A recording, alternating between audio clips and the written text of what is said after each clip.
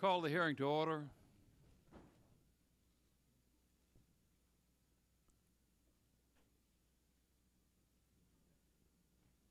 Chairman Bernanke, thank you for coming today. We welcome you and your staff and look forward to hearing your perspective on the downturn in our economy, on actions the Fed has taken and has available to it for the future, and on the role of fiscal policy as a complement to monetary policy in order to keep our economy moving. It's become increasingly clear that our economy is beginning to slow down, entering a slump if not a recession. Here are just a few of the recent signs. Net job creation during December equaled a meager 18,000 jobs. As a result, unemployment spiked, rising from 4.7% to 5%, a substantial increase for just 1 month. Consumer spending seems to be losing steam, certainly as indicated by the all-important holiday season. Retail sales in December were expected to be flat, but instead fell 0.4 of a percentage point below the prior month. Foreclosures are being filed at rates not seen in years. Home values are falling, and the price of gasoline is over $3 a gallon. American households are getting squeezed on all sides, and certain major corporations are booking record losses running into billions of dollars. Meanwhile, wholesale prices for 2007 rose 6.3%, the highest increase in 26 years. The Federal Reserve has been responsive to these conditions. You've eased the monetary supply and access to credit, and most forecasters expect further rate reductions to come. But monetary policy has limits, such as inflation and inherent lags, due to the time it takes interest rates to translate into spending and investment. Now, no one wants to be the bearer of bad tidings, but there are ominous indicators all around us. And all in all, it seems that a compelling case is emerging for some form of fiscal stimulus on top of the monetary stimulus that the Fed has already provided and will continue to supply. You acknowledge in your testimony that if, quote, fiscal policy action is taken, it could be helpful in principle, but you warn us that design and implementation are critically important, as is timing. Speaking for our side, we heed that warning. To borrow a phrase from Larry Summers, we believe that a stimulus plan has to be timely, targeted, and temporary. To be effective, fiscal stimulus needs to be timely, arriving during and not after the downturn, and it needs to be targeted, directed at those most likely to spend it quickly. To be credible, it needs to be temporary. Otherwise, it runs the risk of becoming counterproductive, of driving up structural deficits and interest rates and undermining confidence in our commitment to fiscal discipline. Chairman Bernanke, as we ponder the near-term economy, the subject of your presentation today, and the need for countercyclical policies, we look to you and the Fed for guidance and hope that in the course of this hearing you can address a few fundamental questions. First of all, what are your views and the views of the Fed on the ominous signs I've just cited and other indications? These portend a recession or at least a significant decline in the economy. Next, what actions has the Fed taken to date to avoid the risk of recession? How successful have these been? And is your monetary toolbox, the tools available to you, adequate to the task? Third, are there limits to monetary policy that fiscal policy in this case can complement? Fourth, what monetary and fiscal policies are most likely to be efficacious? Fifth, to what extent is the distressed market in securitized mortgage and complex financial instruments impeding the economy? If this is the source of the problem, should a countercyclical package deal directly with this aspect of the problem?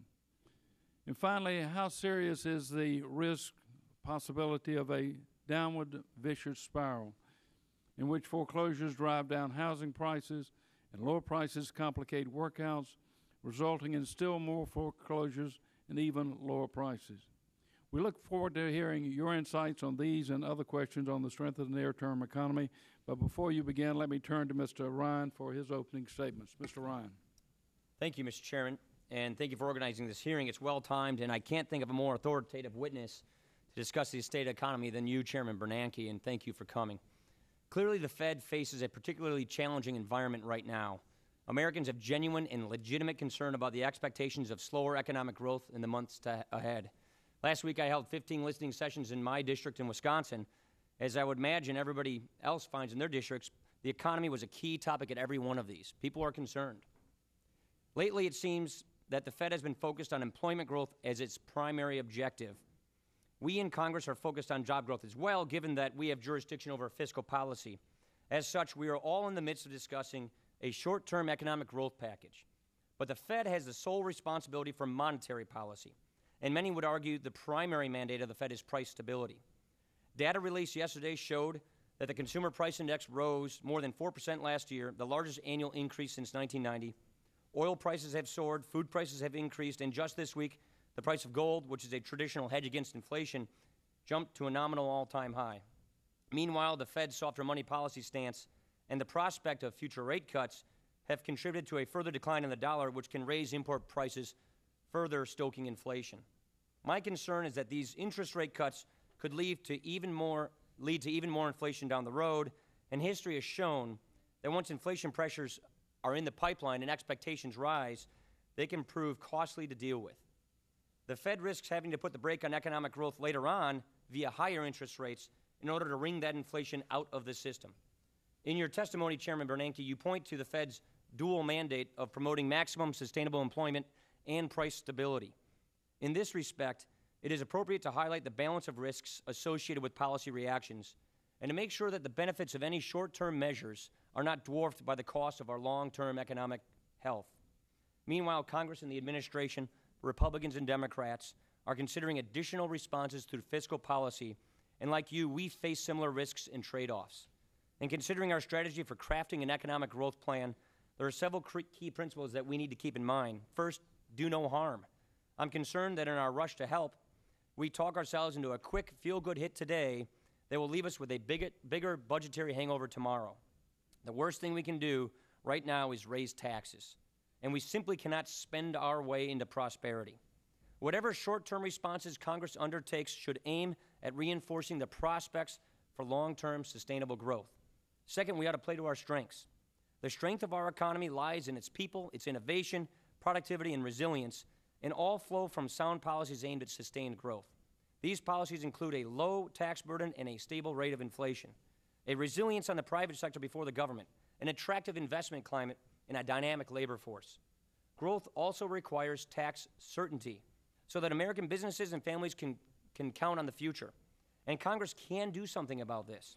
Right now, Congress can act to make the current tax laws permanent, thereby providing the largest tax increase in our nation's history. And we can address the AMT early this year, giving middle-class families peace of mind that they won't face a much higher tax bill next year. Unfortunately, I understand the majority is already taking that particular growth proposal off the table. And finally, we should not add to our entitlement crisis. I'm particularly concerned that Congress may be tempted to use the excuse of fiscal stimulus in the short run to push through new entitlement spending proposals, further worsening the outlook for these programs, building up the spending baseline that worsen our economic future. Expert after expert has warned this committee that our largest entitlement programs, particularly Social Security, Medicare, and Medicaid, pose the greatest threat to our nation's future prosperity. And this problem will remain long after the economy works through its near-term problems. In short, we believe that in addressing the current economic concerns, we've got to keep our focus on good economic policy that lasts beyond the next few quarters, that's consistent with long-term growth, and that is the best recipe for long-term sustainable economic growth, which ought to be our ultimate goal. This is a very well-timed hearing, and Mr. Chairman, I appreciate you having this hearing at this time, and I look forward to your testimony, Chairman Bernanke. Thank you, Mr. Ryan, and let me ask unanimous consent that all members be allowed to enter, if they wish, an opening statement for the record at this point. Without objection, so ordered. Mr. Chairman, again, we welcome you to the hearing today, and let me note for the record that your complete testimony will be filed and made part of the record. You can summarize it as you see fit, but the floor is yours. Thank you again for coming. We look forward to your testimony. Thank you, Chairman Spratt, Representative Ryan, and other members of the committee. I'm pleased to be here to offer my views on the near-term economic outlook and related issues. Since late last summer, financial markets in the United States and in a number of other industrialized countries have been under considerable strain. Heightened investor concerns about the credit quality of mortgages, especially subprime mortgages with adjustable interest rates, triggered the financial turmoil. Notably, as the rising rate of delinquencies of subprime mortgages threatened to impose losses on holders of even highly rated securities, investors were led to question the reliability of the credit ratings for a range of financial products, including structured credit products and various special purpose vehicles. As investors lost confidence in their ability to value complex financial products, they became increasingly unwilling to hold such instruments. As a result, flows of credit through these vehicles have contracted significantly. As these problems multiplied, money center banks and other large financial institutions, which in many cases had served as sponsors of these financial products, came under increasing pressure to take the assets of the off-balance sheet vehicles onto their own balance sheets.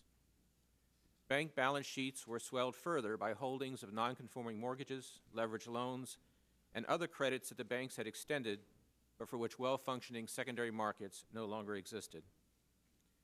Even as their balance sheets expanded, banks began to report large losses, reflecting marked declines in the market prices of mortgages and other assets. Thus, banks too became subject to valuation uncertainty, as could be seen in the sharp movements in their share prices and in other market indicators such as quotes on credit default swaps. The combination of larger balance sheets and unexpected losses prompted banks to become protective of their liquidity and balance sheet capacity, and thus to become less willing to provide funding to other market participants, including other banks. Banks have also evidently become more restrictive in their lending to firms and households. More expensive and less available credit seems likely to impose a measure of restraint on economic growth. To date, the largest effects of the financial turmoil appear to have been on the housing market, which, as you know, has deteriorated significantly over the past 2 years or so. The virtual shutdown of the subprime mortgage market and a widening of spreads on jumbo mortgage loans have further reduced the demand for housing, while foreclosures are adding to the already elevated inventory of unsold homes.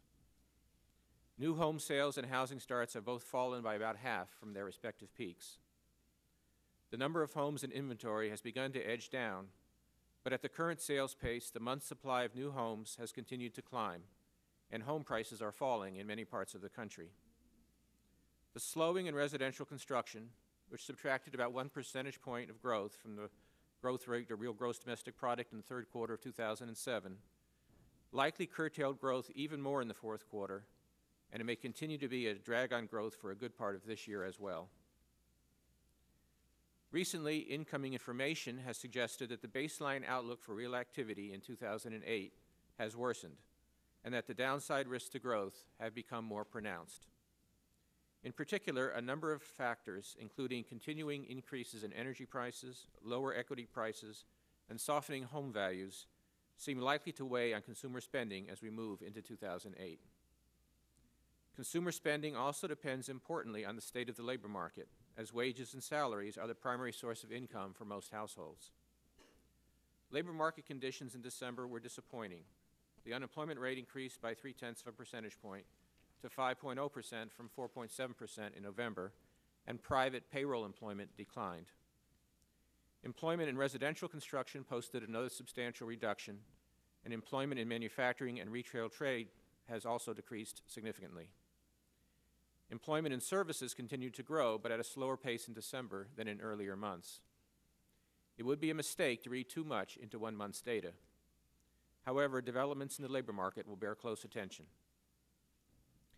In the business sector, investment in equipment and software appears to have been sluggish in the fourth quarter, while non-residential construction grew briskly. In light of the softening in economic activity and the adverse developments in credit markets, growth in both types of investment spending seem likely to slow in coming months. Outside the United States, however, economic activity in our major trading partners has continued to expand vigorously. U.S. exports will likely continue to grow at a healthy pace in coming quarters, providing some impetus to the domestic economy. Financial conditions continue to pose a downside risk to the outlook. Market participants still express considerable uncertainty about the appropriate valuation of complex financial assets and about the extent of additional losses that may be disclosed in the future.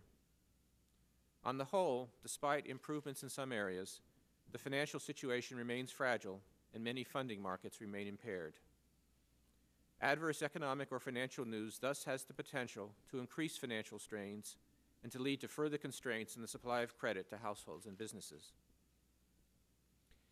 Even as the outlook for real activity has weakened, some important developments have occurred on the inflation front. Most notably, the same increase in oil prices that may be a negative influence on growth is also lifting overall consumer prices. Last year, food prices also increased exceptionally rapidly by recent standards, further boosting overall consumer price inflation. The most recent reading on overall personal consumption expenditure inflation showed that prices in November were 3.6% higher than they were a year earlier. Core price inflation, which excludes prices of food and energy, has stepped up recently as well, with November prices up almost 2.25% from a year earlier. Part of this rise may reflect pass-through of energy costs to the prices of core consumer goods and services, as well as the effects of the depreciation of the dollar on import prices, although some other prices, such as those for some medical and financial services, have also accelerated lately. Thus far, the public's expectations of future inflation appear to remain reasonably well anchored, and pressures on resource utilization have diminished a bit. Further, futures markets suggest that food and energy prices will decelerate over the coming year. Given these factors, overall and core inflation should moderate this year and next, so long as the public's confidence in the Federal Reserve's commitment to price stability is unshaken. However, any tendency of inflation expectations to become unmoored, or for the Fed's inflation-fighting credibility to be eroded, could greatly complicate the task of sustaining price stability and would reduce the central bank's policy flexibility to counter shortfalls in growth in the future. Accordingly, in the months ahead, we will be closely monitoring the inflation situation, particularly inflation expectations. The Federal Reserve has taken a number of steps to help markets return to more orderly functioning and to foster its economic objectives of maximum sustainable employment and price stability. Broadly, the Federal Reserve's response has followed two tracks: efforts to improve market liquidity and functioning, and the pursuit of our macroeconomic objectives through monetary policy. To help address the significant strains in short-term money markets, the Federal Reserve has taken a range of steps. Notably, on August 17th, the Federal Reserve Board cut the discount rate, the rate at which it lends directly to banks, by 50 basis points, or 1/2 percentage point, and it has since maintained the spread between the federal funds rate and the discount rate at 50 basis points, rather than the customary 100 basis points.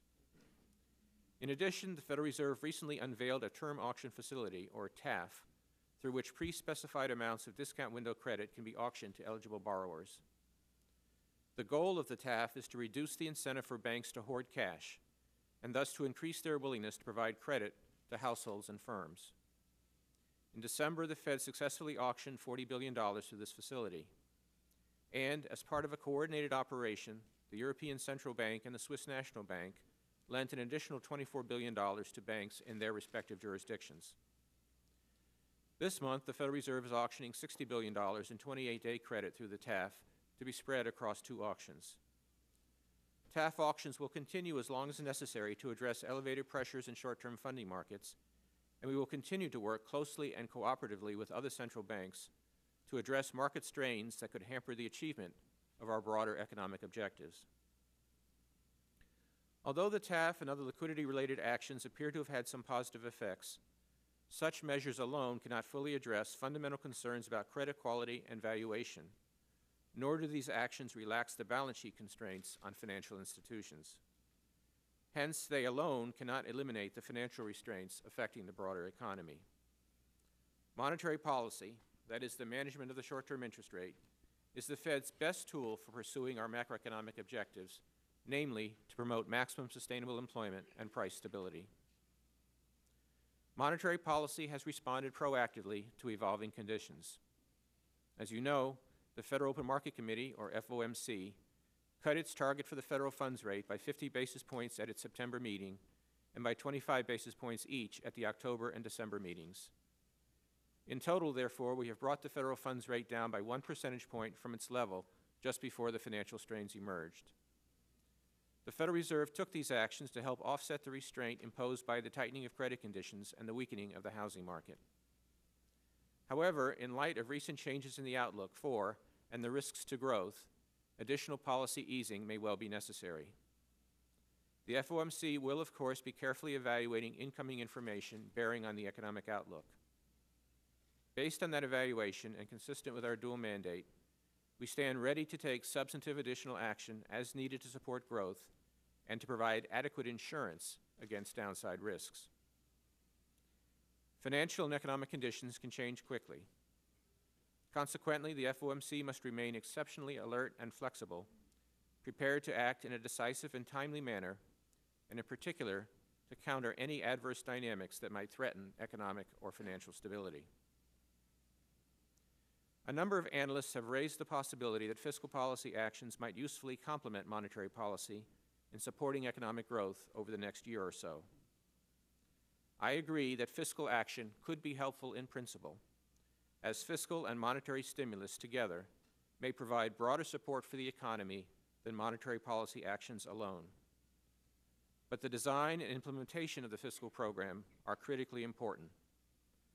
A fiscal initiative at this juncture could prove quite counterproductive if, for example, it provided economic stimulus at the wrong time or compromised fiscal discipline in the longer term. To be useful, a fiscal stimulus package should be implemented quickly and structured so that its effects on aggregate spending are felt as much as possible within the next 12 months or so. Stimulus that comes too late will not help support economic activity in the near term, and it could be actively destabilizing if it comes at a time when growth is already improving. Thus, fiscal measures that involve long lead times or result in additional economic activity only over a protracted period, whatever their intrinsic merits might be, will not provide stimulus when it is most needed. Any fiscal package should also be efficient in the sense of maximizing the amount of near-term stimulus per dollar of increased federal expenditure or lost revenue. Finally, any program should be explicitly temporary, both to avoid unwanted stimulus beyond the near-term horizon and, importantly, to preclude an increase in the federal government's structural budget deficit. As I have discussed on other occasions, the nation faces daunting long-run budget challenges associated with an aging population, rising health care costs, and other factors. A fiscal program that increased the structural budget deficit would only make confronting those challenges more difficult. Thank you. I would be pleased to take your questions. Thank you, Mr. Chairman. I know that you have to be careful in the terms you use, and in particular of using terms that might become self-fulfilling prophecies. But as you look at all of these dire conditions and the recent events that I described just earlier, how does the Fed sum it up? What's the Fed's overall diagnosis of the course of the economy over the next year to 18 months? Well, we currently see the economy as continuing to grow, but growing at a relatively slow pace, particularly in the first half of this year. As the housing contraction begins to wane, as it should sometime during this year, the economy should pick up a bit later in this year. But we believe we'll see below-trend growth, certainly in 2008 and probably early into 2009 as well. You indicate in your testimony that conditions appear to be worsening in 2008? Yes. The latter half of 2007 was actually reasonably good. The third quarter, we saw growth of about 5%. Growth slowed significantly in the fourth quarter, but is still moderate. Recent indications suggest, though, that the economy has softened somewhat and that the growth prospects for 2008 are certainly below that of last year. But as I listen to you read the first several pages of your testimony describing the conditions in the financial markets in particular, the swollen, non-conforming mortgage portfolios, the lack of investor confidence in the valuation of their investments, then the lack of confidence in institutions holding those assets, a long litany of fairly distinct and unique problems, doesn't appear to be your garden variety business cycle recession of the kind we were used to in the years after the end of the last war. Well, again, we're not forecasting recession, but rather at this point slow growth. But you're absolutely correct, Mr. Chairman, that there are a number of characteristics of this period that are somewhat unique, including the financial market turmoil we've seen, pressures on the banks. We are hit on the other side by these rapid increases in oil and commodity prices, which create some inflation risk and create a problem on that side.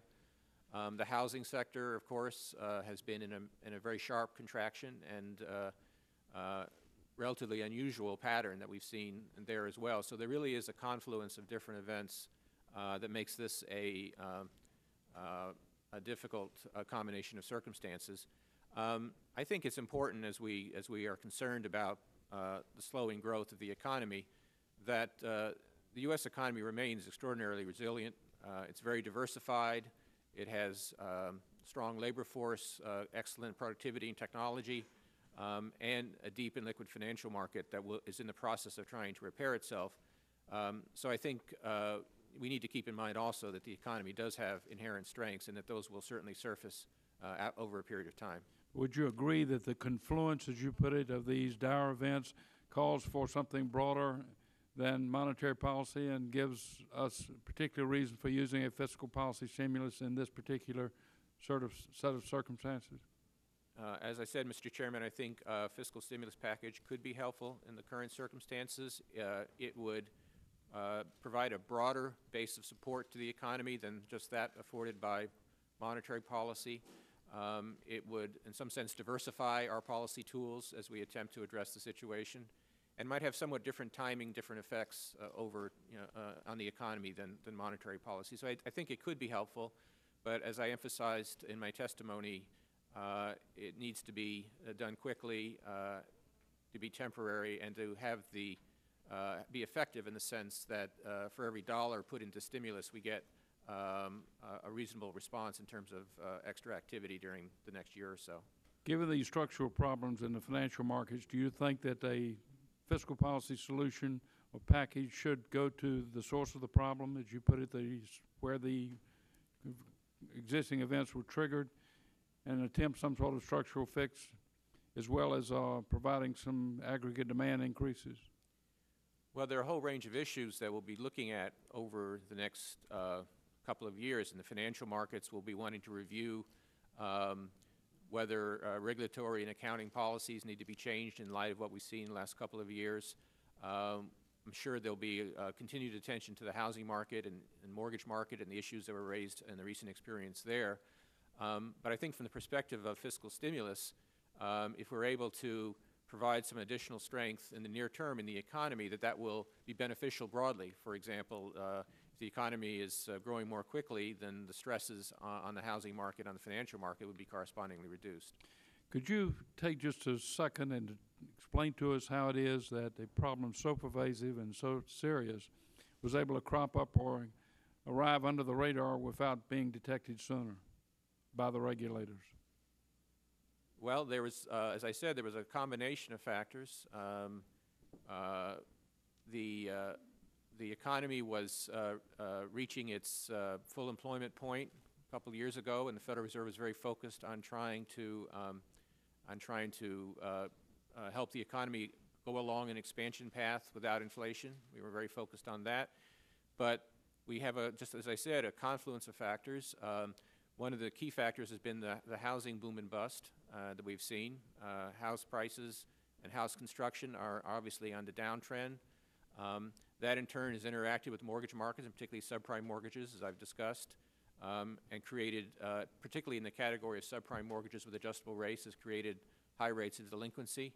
That in turn has fed into the financial system and created pressures in the banking sector, which are then being felt in terms of their profitability, their capital, and their willingness to extend credit. So it's been a complicated interaction of factors that have led to this situation. Has the prevalence of securitized mortgage packages made it more difficult to find a regulatory solution to the problems in the financial market? In some respects it has. Mortgages are no longer generally held by the lender who made the mortgage.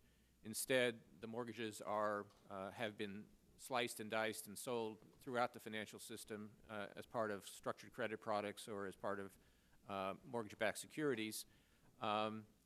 We have found some complexity arising from that in terms of loan modifications and workouts. It's somewhat more difficult for the servicer to work out a loan with a troubled borrower when the servicer doesn't own the mortgage and has to essentially meet the requirements and the interests of all the holders of the mortgage.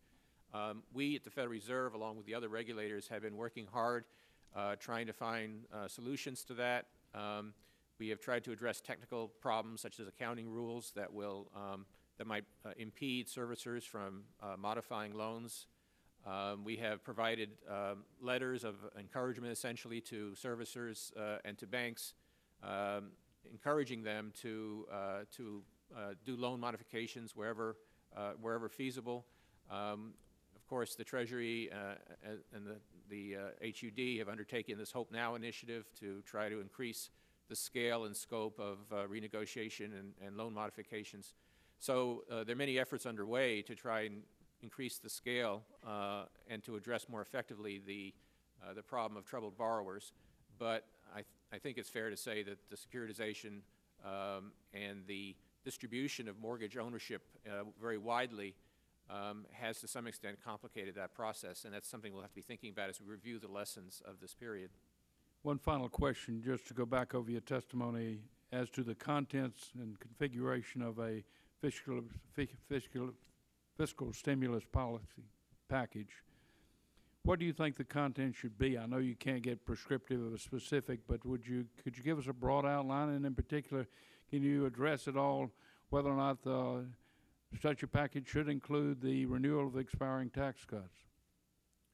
Mr. Chairman, as you know, in light of the nonpartisan character of the Federal Reserve, I'm going to try very hard today to avoid taking positions in favor of any specific tax or spending. I wanted to offer you the opportunity, but I understand your reasons.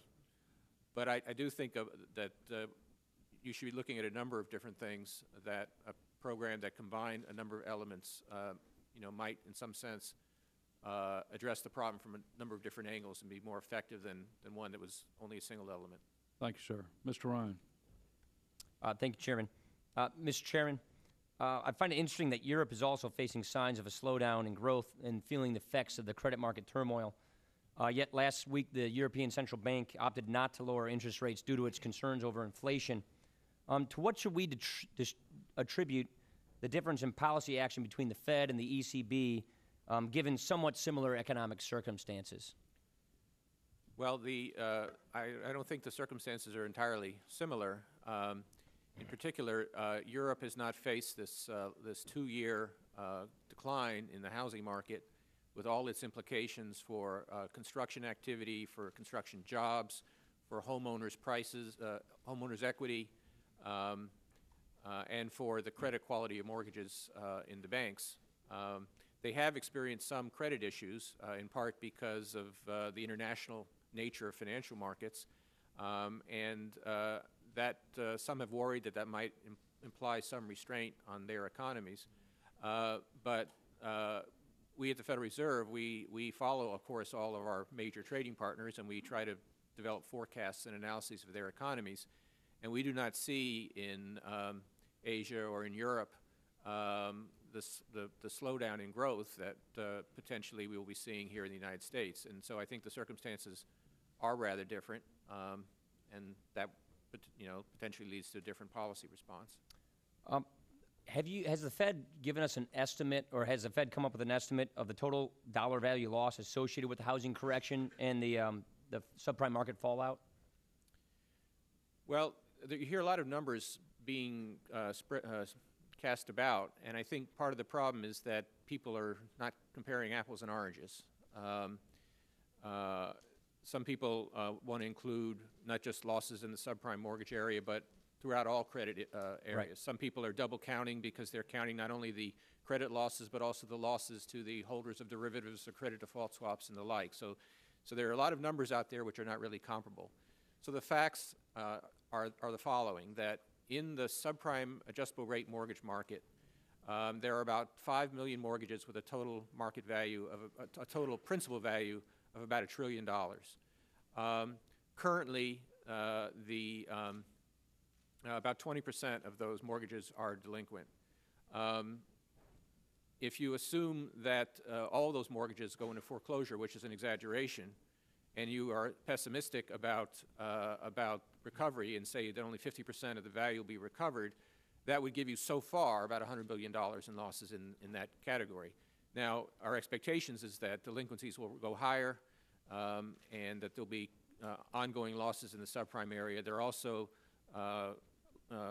moderate additional losses in, for example, subprime mortgages with fixed rates, and in other mortgages as well. But the largest part of the problem so far has been in subprime mortgages with adjustable rates. As I said, I see so far about $100 billion, but it certainly could be several multiples of that as we go forward and the delinquency rates and foreclosure rates rise. So to try and get an assessment of that specific damage, we're looking at $100 billion now, possibly more hundreds, but not eclipsing the $1 trillion mark in an economy, a $14 trillion economy. Is that just the proper way to put this in perspective?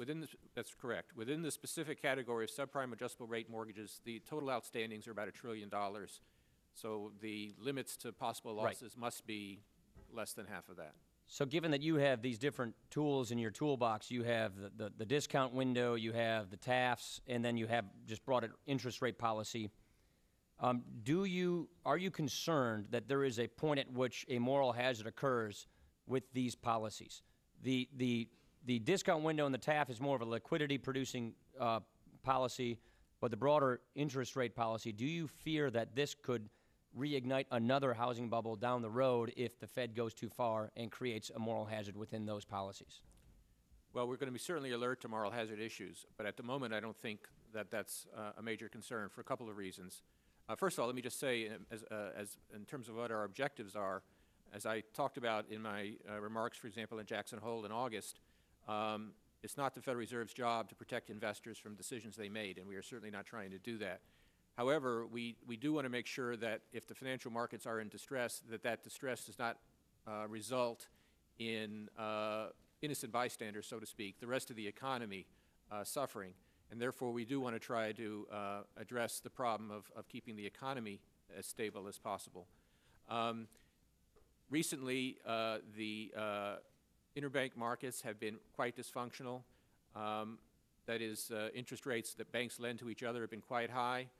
That reduces the effectiveness of monetary policy. That makes banks much less willing to lend, and therefore it's counterproductive from the point of view of our objectives of stabilizing the economy. Our liquidity measures have attempted to reduce those tensions, and I think we've had some success in that direction, which is very positive. It will make banks more willing to lend and will help strengthen the economy going forward. With respect to moral hazard, again, as I said, we certainly have not prevented banks from taking losses, as you can see by the write-downs that have been coming for the last several months now. And I would say, in addition, that as we go forward and as we look at the new bank regulations under Basel II and so on, that we're going to want to be particularly sure going forward that banks maintain adequate liquidity, adequate capital, and so we will directly ensure that they are not taking advantage of this program to skimp on their necessary protective measures. On the inflation side of the ledger book, can you give us a good sense of how we ought to measure inflationary expectations? You know, we're using the traditional measurements. We see gold at a nominal all-time high. We see other commodity prices that are pro-cyclical indicators showing us possible concerns of inflation. Your testimony, you mentioned that you think you'll see a deceleration of those prices in the second half of this year.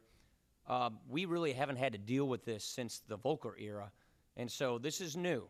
And the economy is global and different than it was during that Volcker era.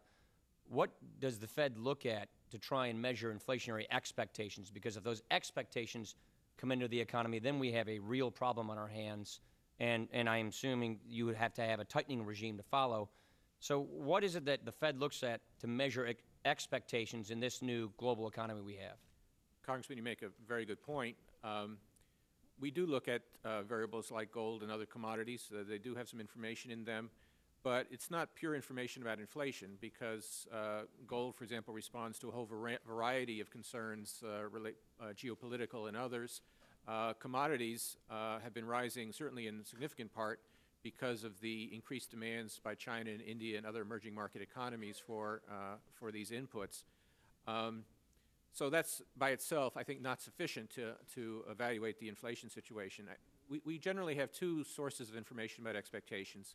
The first comes from financial markets. There are a number of different financial instruments that give some information about inflation expectations. Futures contracts, things like that?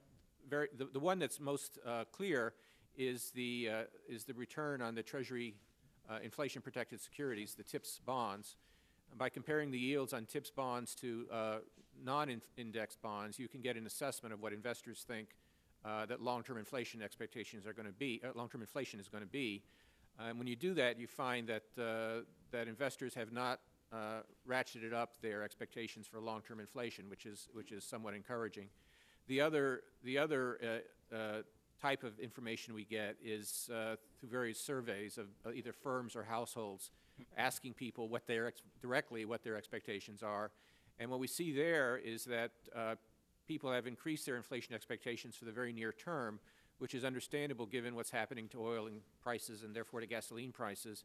But generally speaking, both firms and households have kept pretty much unchanged their views of what inflation is likely to be over the longer period, say the next 5 to 10 years.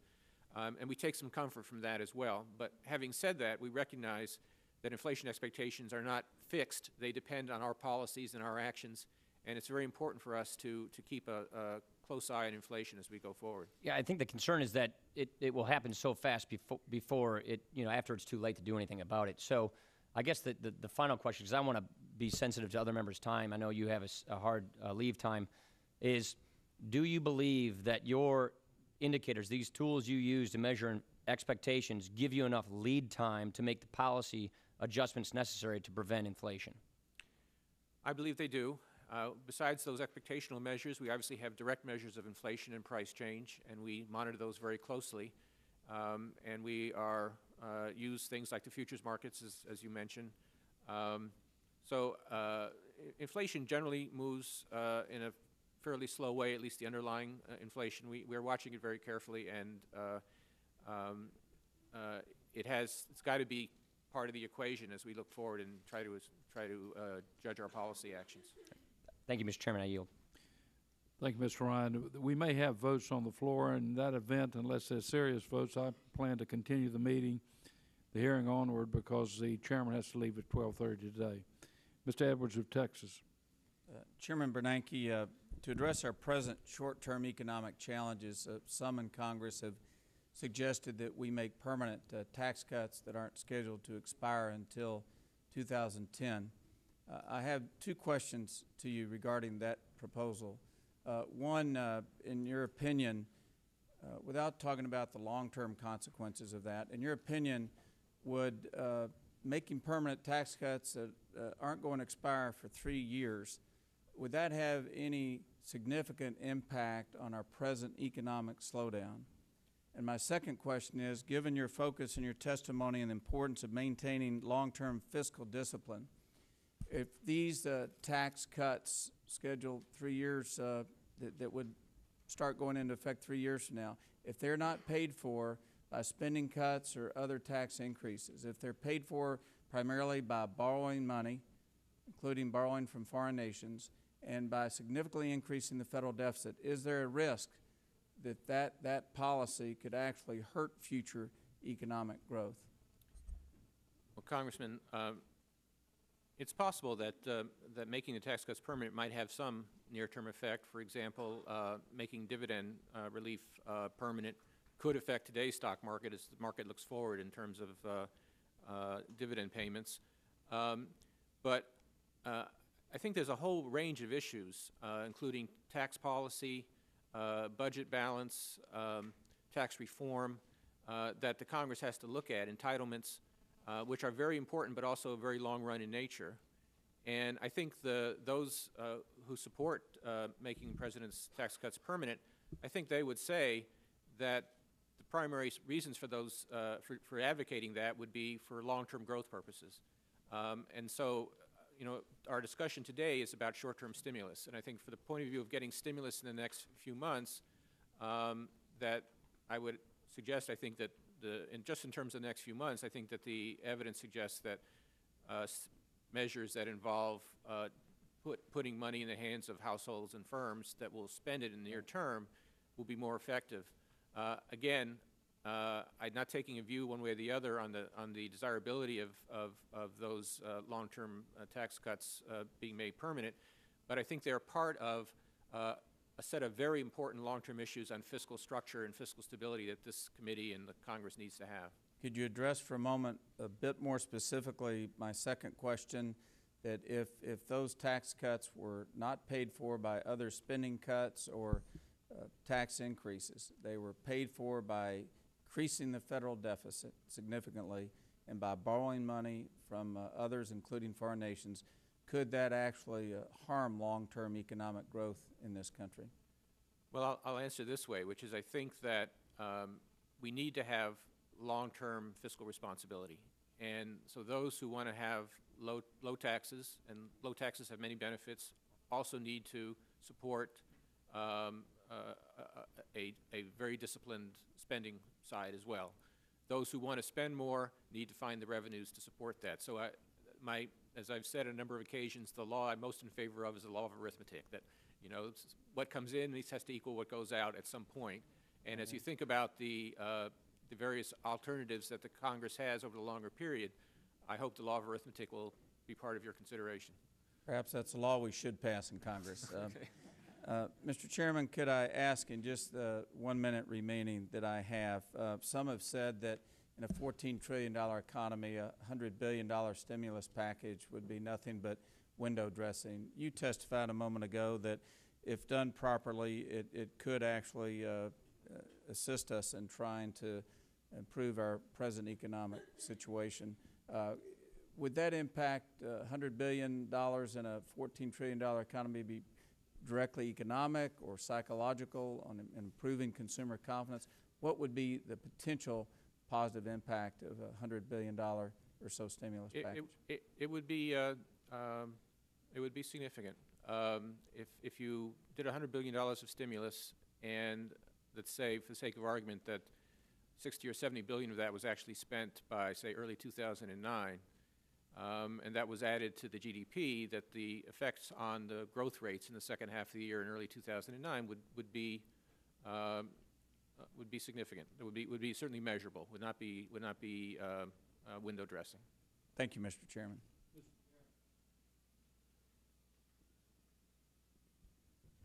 Thank you, Mr. Chairman, and I appreciate your holding the hearing. And I would like the Chairman Bernanke as well for your testimony so far. As we all know, one of the main reasons we are facing these current economic downturns, as you already indicated, is the housing market. And while I know there's been a lot of criticism by some as to why we, when I say that, the government didn't act any sooner or faster, it headed off, as you indicated, and others have said as well, many people never saw the breadth of the problem we are currently experiencing coming. Even your predecessor, Mr. Greenspan, was under the false impression that a decline in the housing industry could precipitate broader economic problems. In February of 2005, I asked that then chairman about the possibility of a nationwide housing bubble, not in this committee, but over at Financial Services. He responded saying, "I think we're running into certain problems in certain localized areas. We do not have the characteristics of a bubbles in certain areas, or we do have characteristics of a bubbles in certain areas, but not, as best I can judge, nationwide.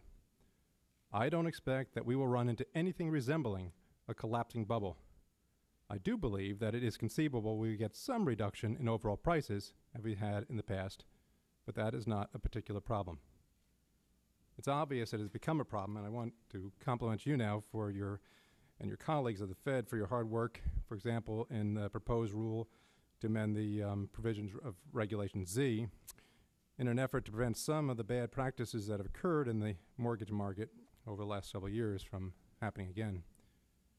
I also want to applaud the administration and the Treasury Secretary Paulson for their efforts in bringing together all the different participants in the mortgage loan process to work with each other under Hope Now.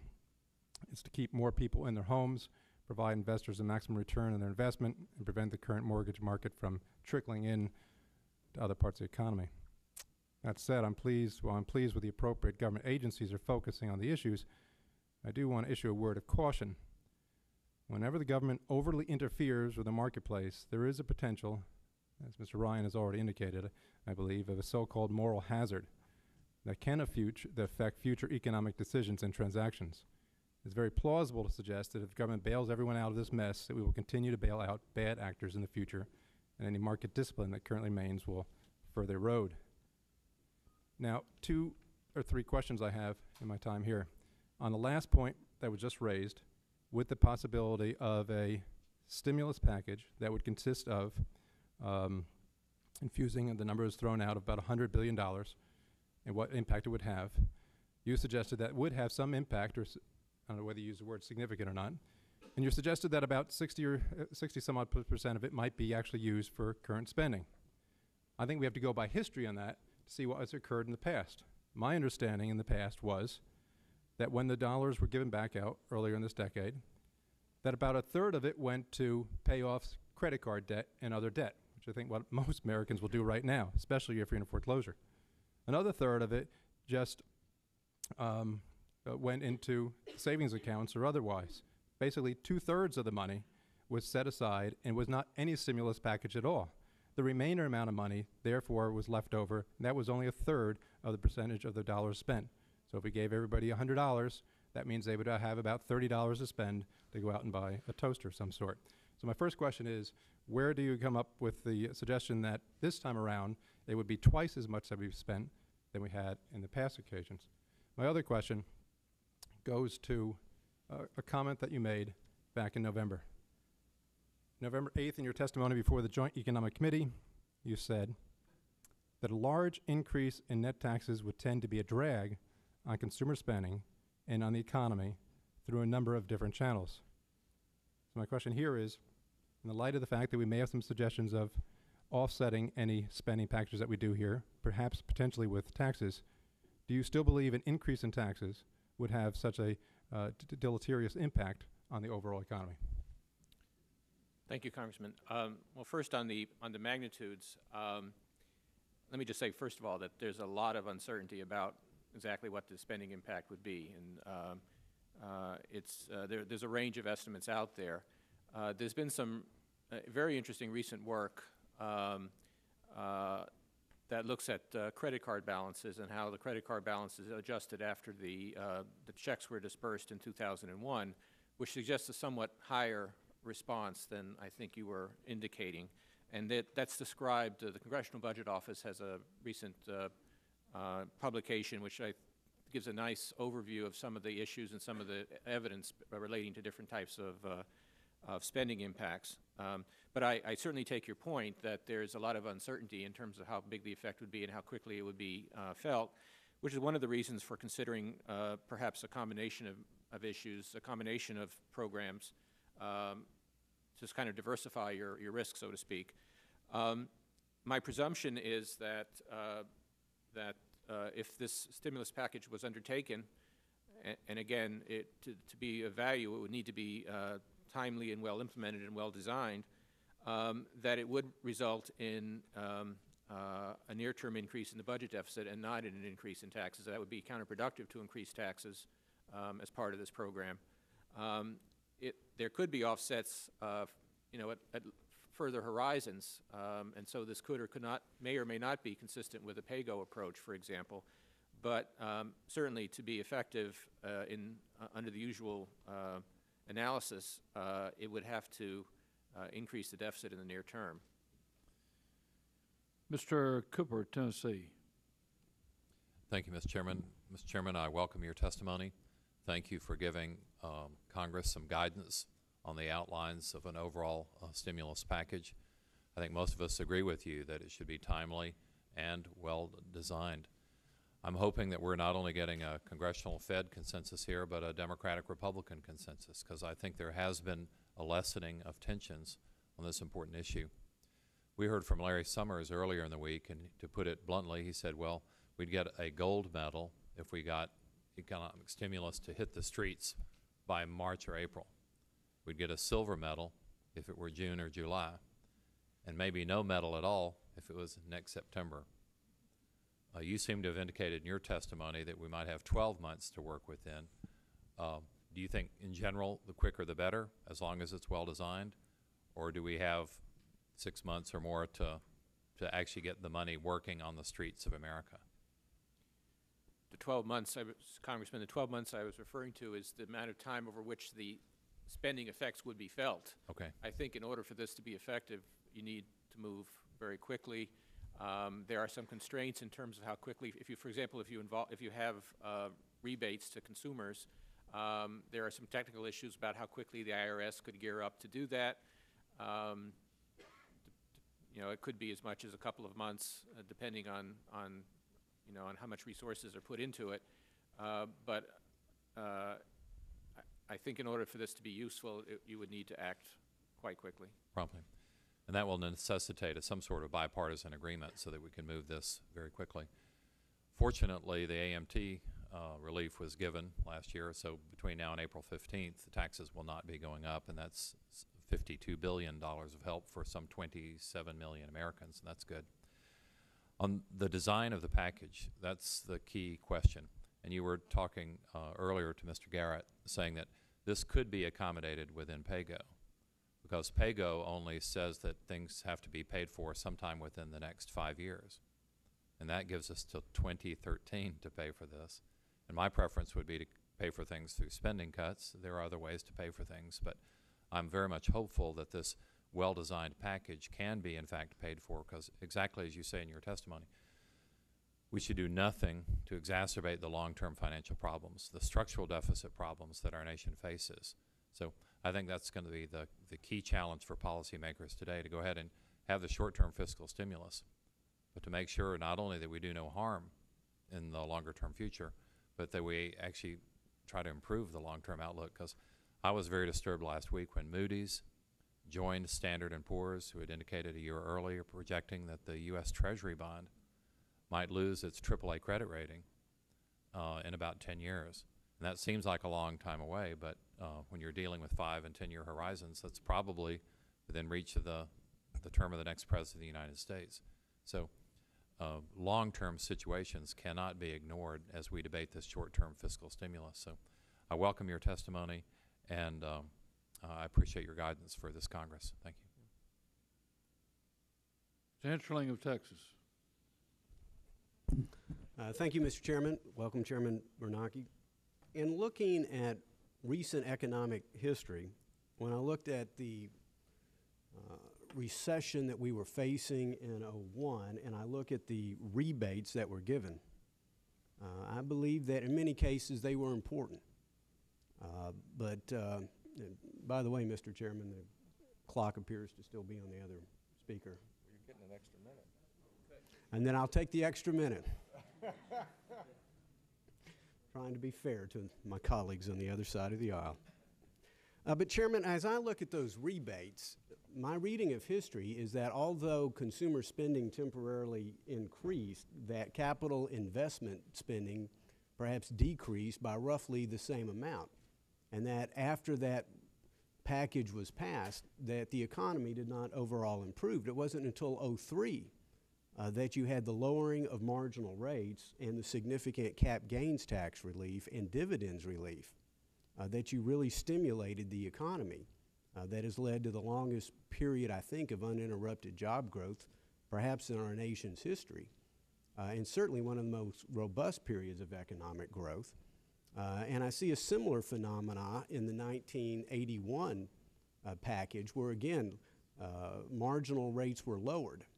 And so, although it may be important, some type of rebate package, since we all know that we have constituents who are struggling to pay their health care premiums, send a child to college, keep a roof over their head, I'm not sure that rebates equate to long-term economic stimulus. And so, my question is, what is your reading of the history of the '01 and '03 tax relief packages? And when we talk about stimulus, is it more important to stimulate temporary consumer demand, or is it more important to stimulate long-term sustainable job growth? Well, Congressman, on the history, and let me just reiterate what I said before, which is that economics is not it's not that precise a science, and so there's plenty of room for disagreement about how big these effects have been. My judgment, and I think the judgment of most of the empirical analyses that have been done, was that the rebates in 2001 did have some impact on spending, and that was of some assistance in keeping the 2001 recession relatively moderate. It's true that capital spending was quite weak indeed to the 2001 recession was in some sense, a business-led or investment-led recession. And the interpretation that most economists gave of that fact was that following a huge amount of investment during the stock market run-up in the late 90s, that there was a capital overhang and that businesses didn't see much reason to invest, and so they pulled back their investment quite significantly. In 2003, tax policy, again, I believe, did help stimulate the economy. Monetary policy also was quite stimulative in 2003, and those things helped the economy recover, as well as its natural recuperative powers. So again, I think there are a number of factors at work. I don't, in no way do I want to express lack of concern with the critical long-run issues of achieving an efficient, fair, simple tax code, and of achieving a well-balanced and fiscally responsible government budget. I think those are critical elements. And I hope and expect that this Congress over this session and the subsequent sessions will be looking very closely at these important issues. They're critical issues. And in terms of our long-run health, they're really quite important. The topic that we're discussing today, though, is the very near term and the risk of a significant slowdown associated with the housing bust and with problems in financial markets and the like. And the question has been raised to me and others whether or not some kind of temporary stimulus might be helpful in avoiding a slowdown or more significant slowdown, and that's what I'm addressing today. And I think well, Chairman Bernanke, in that regard, on page 3 of your testimony, you say that outside the United States, economic activity in our major trading partners has continued to expand vigorously. As I look at the EU and other industrialized nations, I see that over the course of the last few years, many of these nations have slashed their corporate tax rates, and I think with the exception of Japan, we have the highest business tax rate of any industrialized nation in the world. And so as we see their economies expand vis-a-vis our own, is there a lesson to be learned from that, particularly juxtaposed against the threatened tax increases we've seen in this Congress, including the one announced by the chairman of the Ways and Means Committee, his alternative minimum tax plan, that could increase taxes for 90% of Americans, add $3.5 trillion in tax increases over 10 years. So the question is there something to be learned about expanding economies that are lowering their business tax rates? Is there something to be learned about tax certainty so that businesses know long-term they won't be socked with these long tax increases? And what is that connection to long-term economic job growth? Well, first, we're in different stages of the business cycle. Over the last 5 or 10 years, the U.S. Compares very well with other countries in terms of its long-term growth and productivity growth.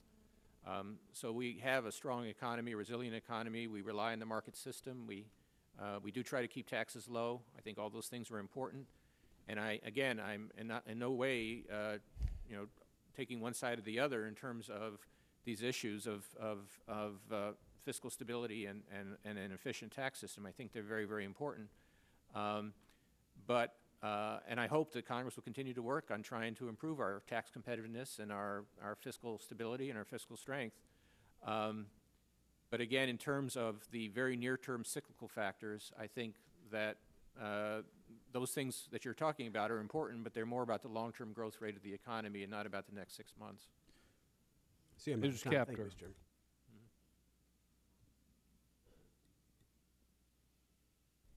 Thank you. Welcome, Mr. Chairman. I can't see you, but I know you're there. I thought I might begin with a brief perspective, having been here over 2 decades now, and then ask a series of 4 questions that can be answered very briefly or for the record. In the last 2 decades, what I have witnessed here in the housing finance sector as a result of legislation passed by this Congress is a great power shift in housing finance and a great responsibility shift. And that power shift has been from local communities and local community banks to financial centers, very far from where my constituents live. We have seen local banking institutions eliminated. Our thrifts, which used to promote savings and provide housing finance, no longer exist. Wall Street was empowered. And we have gone as an economy from a pro-savings to a pro-debt consumer credit, credit card,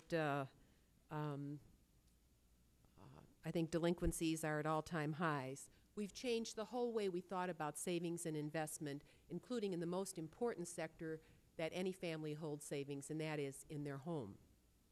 The theory back when all of this happened, which I fought against and didn't win, was that we would never have to worry again about housing crunches leading this nation into recession because securitization was going to save us. And it was offered as a cure-all to prevent recession. The old mantra of, well, the local community banker who looked at character, collateral, and collectability, as well as community responsibility, was gone.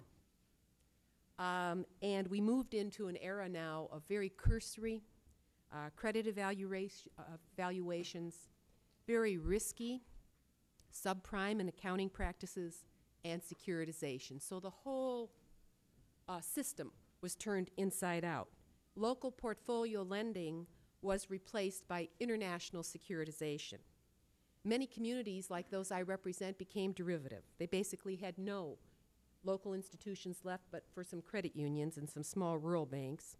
And all that power shifted to the mega banks and investment houses. Here are my questions. Number one, what firms on Wall Street and which financial regulatory agencies here in the nation's capital are most responsible for the securitization of subprimes into the international market? Number one, which firms and which regulatory agencies are most responsible for the creation of those practices? Number two, in order to pay for this fiscal stimulus that we are talking about here, should the bankers, financiers, and board members of those institutions who brought us to this subprime debacle and were hugely rewarded while obviously failing to do even the most minimal due diligence be required to pay back their salaries and bonuses to the people of the United States? Number three, seeing as how you were the former CEO of Goldman Sachs, what percentage level of investment were you not? You're confusing me with the Treasury I got the wrong firm? Yeah. Paulson. Oh, okay. Where were you, sir? I was the CEO of the Princeton Economics Department. Oh, Princeton. Oh, all right. Sorry. I got you confused with the other one. I'm sorry. Well, I'm glad you clarified that for the record. What percentage level of investment in a bank or investment house do you consider to constitute effective control? 10, 20, 30, 50%. And finally, as we consider this fiscal stimulus package, how can we design it, structure it, to create the greatest wealth creation in our country and prevent the draining off of those precious dollars toward hollow expenditures by consumers or by the government of the United States? How can we create wealth creation with whatever small portion we're able to direct toward investment in this country? Thank you. Congresswoman, those are quite a list of questions. You're quite correct that there's been a major shift in mortgage lending from what's called portfolio lending, banks who lend for their own portfolio, including community banks, to a securitization model. And that, by the way, I think the important institution that was involved in that was Fannie Mae, which essentially created the securitization market for mortgages. That was viewed as very positive. I still think it's basically positive because it makes the mortgage market less dependent on flows of deposits into particular banks or thrifts. There were periods in the past when, for whatever reason, deposits flowed out of local banks and thrifts, and that made mortgage credit more difficult to obtain. And so the idea that there would be essentially direct access to capital markets was viewed as an important step in terms of freeing up the housing market and housing market finance. Now, as we've learned, and you correctly point out, the securitization model is not without its problems, and we've seen some of them. So-called originate to distribute model, which is what we've been seeing.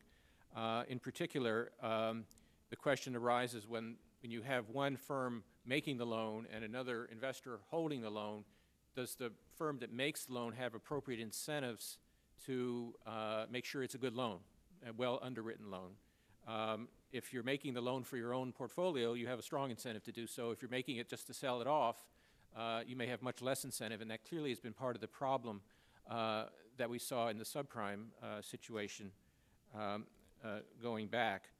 Sir, could I ask you, does Freddie Mac have as much responsibility as Fannie Mae in the change in that securitization Freddie process? came later, but it's played also an important role. That's essentially what those two firms do, is they buy mortgages from banks and other lenders, and they sell them on the secondary market. So they securitize, essentially.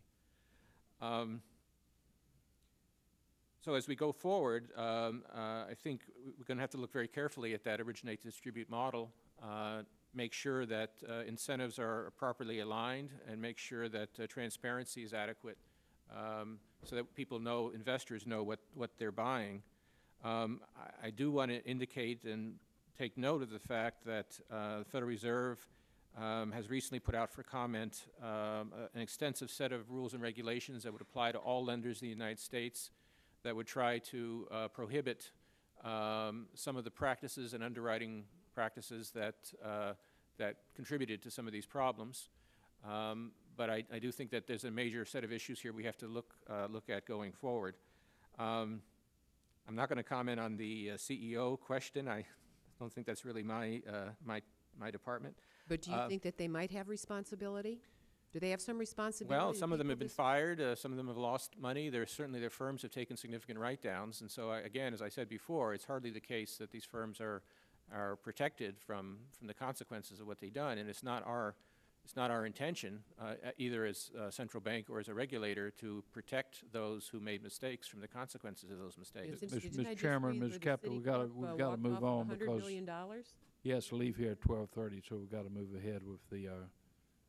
Could I just ask the chairman, what percentage level of investment in a bank or investment house would the chairman consider effective control? 10, 20, 30, 50%? It depends very much on the governance structure, how many directors and what role the investor plays in the management of the firm. If you're thinking of the recent capital investments by a number of foreign wealth funds, for example, those have been relatively small, and they have, in general, not involved any control rights in the firm. And finally, how can we target the fiscal stimulus? We've got to move on, Ms. Captain. Mr. Campbell, California. Thank you, Chairman Spratt and Chairman Bernanke. Yesterday we saw that inflation was up and growth has been declining. If those two trends were to continue, we would head towards a classic stagflation scenario, which, as Mr. Ryan alluded to, is not something we've seen since Jimmy Carter was president or something we've had to deal with. How do you deal with inflation when we have declining growth and encourage growth while dealing with this inflation, particularly if the inflation, as it appears to be, is driven by international commodity prices? Or conversely, how do you, and we, you through monetary policy or we through fiscal policy, encourage growth while not igniting this inflation and heading us towards a stagflation scenario? Well, you put your finger on a very difficult problem. We have two objectives and one instrument, and we need to balance those risks appropriately. It is our sense that, as I said before, that inflation expectations are reasonably well anchored. We are looking at forecasts made in futures markets of oil and other foods and other commodities. And so our sense, and again, monetary policy has to look forward because it works only with a lag, and therefore our forecast is critical to our policy action.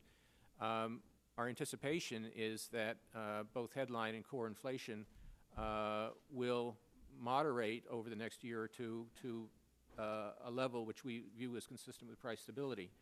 Having said that, we recognize that the futures markets, and accordingly, therefore, the Federal Reserve has consistently underestimated the amount of increase in oil prices, for example, and that our ability to be effective in addressing growth shortfalls is critically dependent on our maintaining our credibility for keeping inflation low. And so in no way are we going to ignore that issue. We're going to have to make sure that inflation remains controlled and that our credibility for keeping inflation in the medium term at levels consistent with price stability is not impaired. But you're absolutely right that you know, the last few months have been very challenging because we've had, on the one hand, growth issues, we've had inflation issues, and we've had financial market turmoil as well. And so we've had to balance off a number of different risks as we try to choose the right set of policies going forward. I'll fire two more questions at you, and that way I won't make sure I run out of time. First is, you've done a lot of monetary policy, you've done a lot at the window, you've lowered rates, and you obviously can lower rates some more. Other than that, lowering rates some more, are there any tools left in your monetary bag, if you will, clubs left in that bag relative to this on the economic growth side? And then the second question is somewhat unrelated, but is relative to this potential fiscal stimulus package.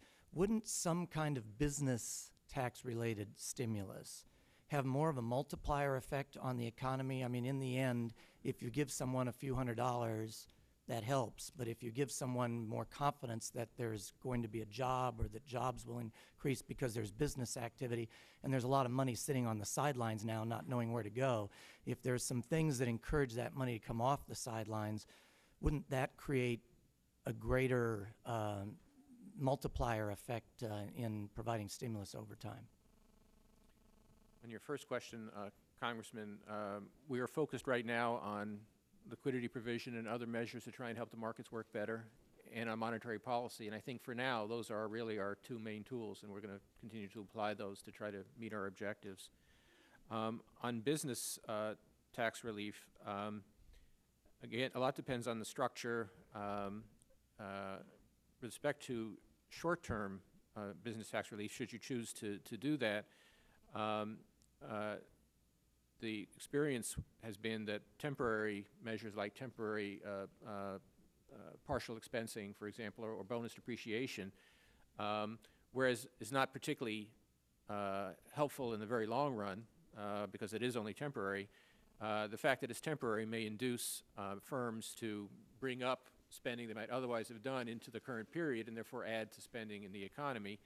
And it has the advantage that to the extent they do that, you also create more capital in the economy, which supports job creation. So that's an alternative direction. And again, as I said before, the Congress might well want to consider a diversified mix of elements as you try to craft a package. Mr. Becerra. Mr. Chairman, thank you very much for joining us. I want to thank you for your thoughtful testimony. Legislating like economics is a very imprecise science, and some would say I'm being generous even in that description. So let me ask you to do me a favor. I'm going to give you one last chance to retract your statements that you made today. And just to be sure you're clear, I'm going to look at your testimony and see if you still want to stand by these statements.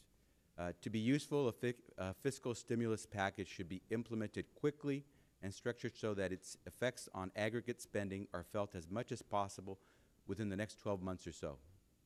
You're okay with that? I'm fine. Fiscal measures that involve long lead times or result in additional economic activity only over a protracted period, whatever their intrinsic merits might be, will not provide stimulus when it is most needed.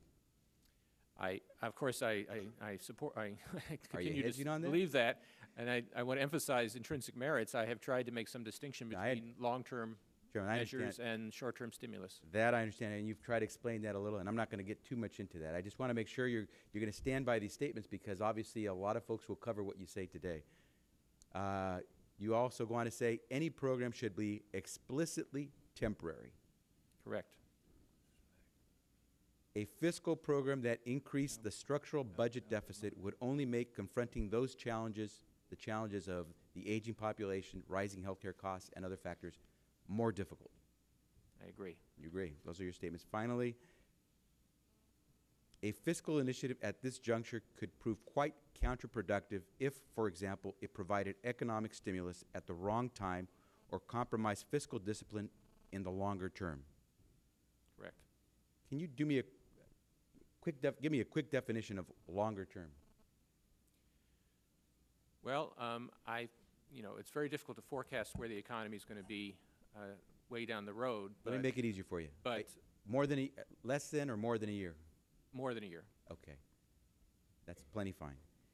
Now let me ask you this: in your testimony and your responses to comments, you talk about the possibility of fiscal or monetary policy being complemented by some smart, some prudent fiscal policy. Fiscal policy that, pursuant to your statements, gets the money into the hands of those who will spend it wisely, consume it wisely, quickly. That's right. That doesn't mean only a reduction in someone's taxes through a tax rebate, but it could also be something that puts money in your hand to buy food today, or to keep your ability to buy your clothes, even if you might be on the verge of losing your unemployment insurance benefits. There are a range of possible ways to give money. And so that could include food stamps for those who are trying to figure out a way how to buy the next meal for the family, or how to make sure that you can buy the clothes your child needs to go back to school if you're about to lose your unemployment benefits because you were a victim of this latest downturn. Those are all possibilities, but they differ in details, and it's up to Right. Congress to Right. mix Just them together. Possibilities, not necessarily what you do, but possibilities. Good, thank you. I want to just broach for a second. It seems to me that we now have to tell the American people that that's it. Did you see it?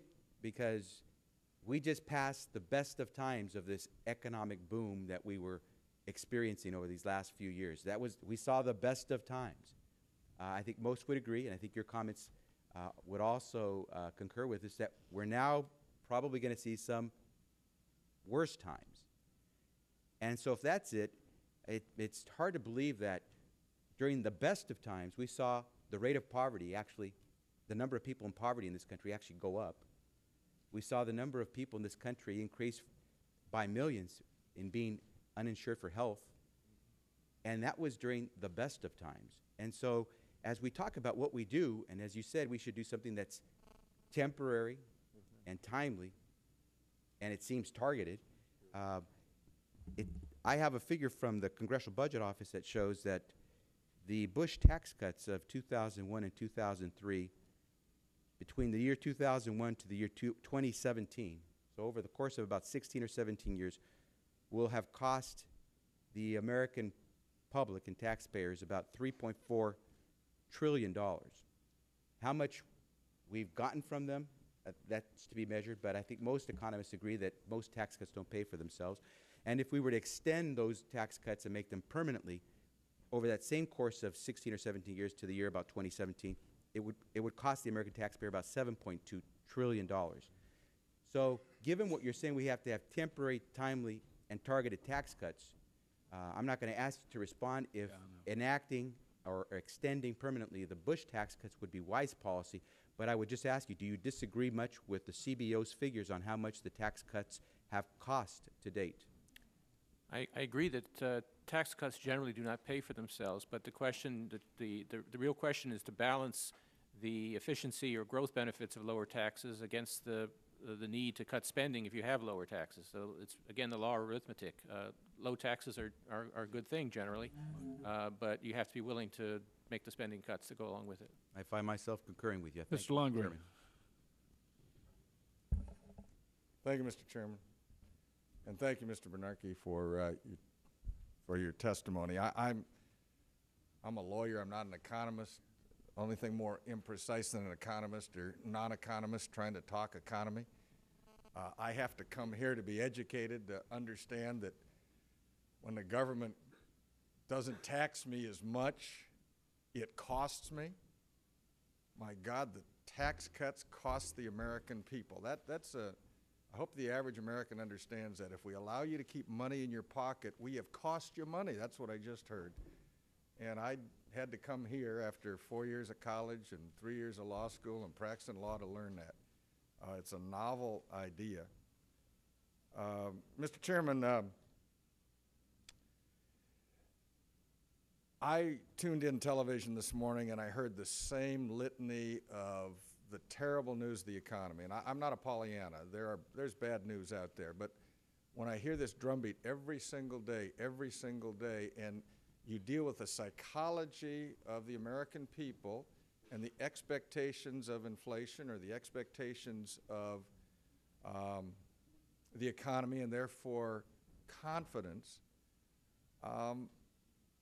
that has to have an impact. And so a lot of people are tuning in to watch you today to ask you, what is the state of the economy? And as I read your testimony, you have pointed out the difficulties that we are under right now and that we will see for the foreseeable short term. But I thought I heard you say the underlying strengths of the economy remain in terms of productivity, in terms of our advances in technology, in terms of our unemployment rate at the present time, even though it's gone up, the basic employment status. And I wonder if you would talk a little bit about that, because I think the American people need to hear a little bit about the broader picture. As we look at the serious issues that are there, what are the underlying strengths that the American people ought to understand so that we don't accelerate our emphasis on the negative such that the American people don't fully appreciate the full picture? Congressman, no, I agree with you. I think we have some short-term issues associated with our dynamics of our housing market and some of these issues in financial markets, and so we're looking at a slowdown, but over longer periods of time, the U.S. economy has shown remarkable and consistent growth, particularly in the last decade or so. Productivity growth has been outstripping other industrial countries quite consistently. We have a very diverse and flexible workforce. We have a highly productive economy, strong technology,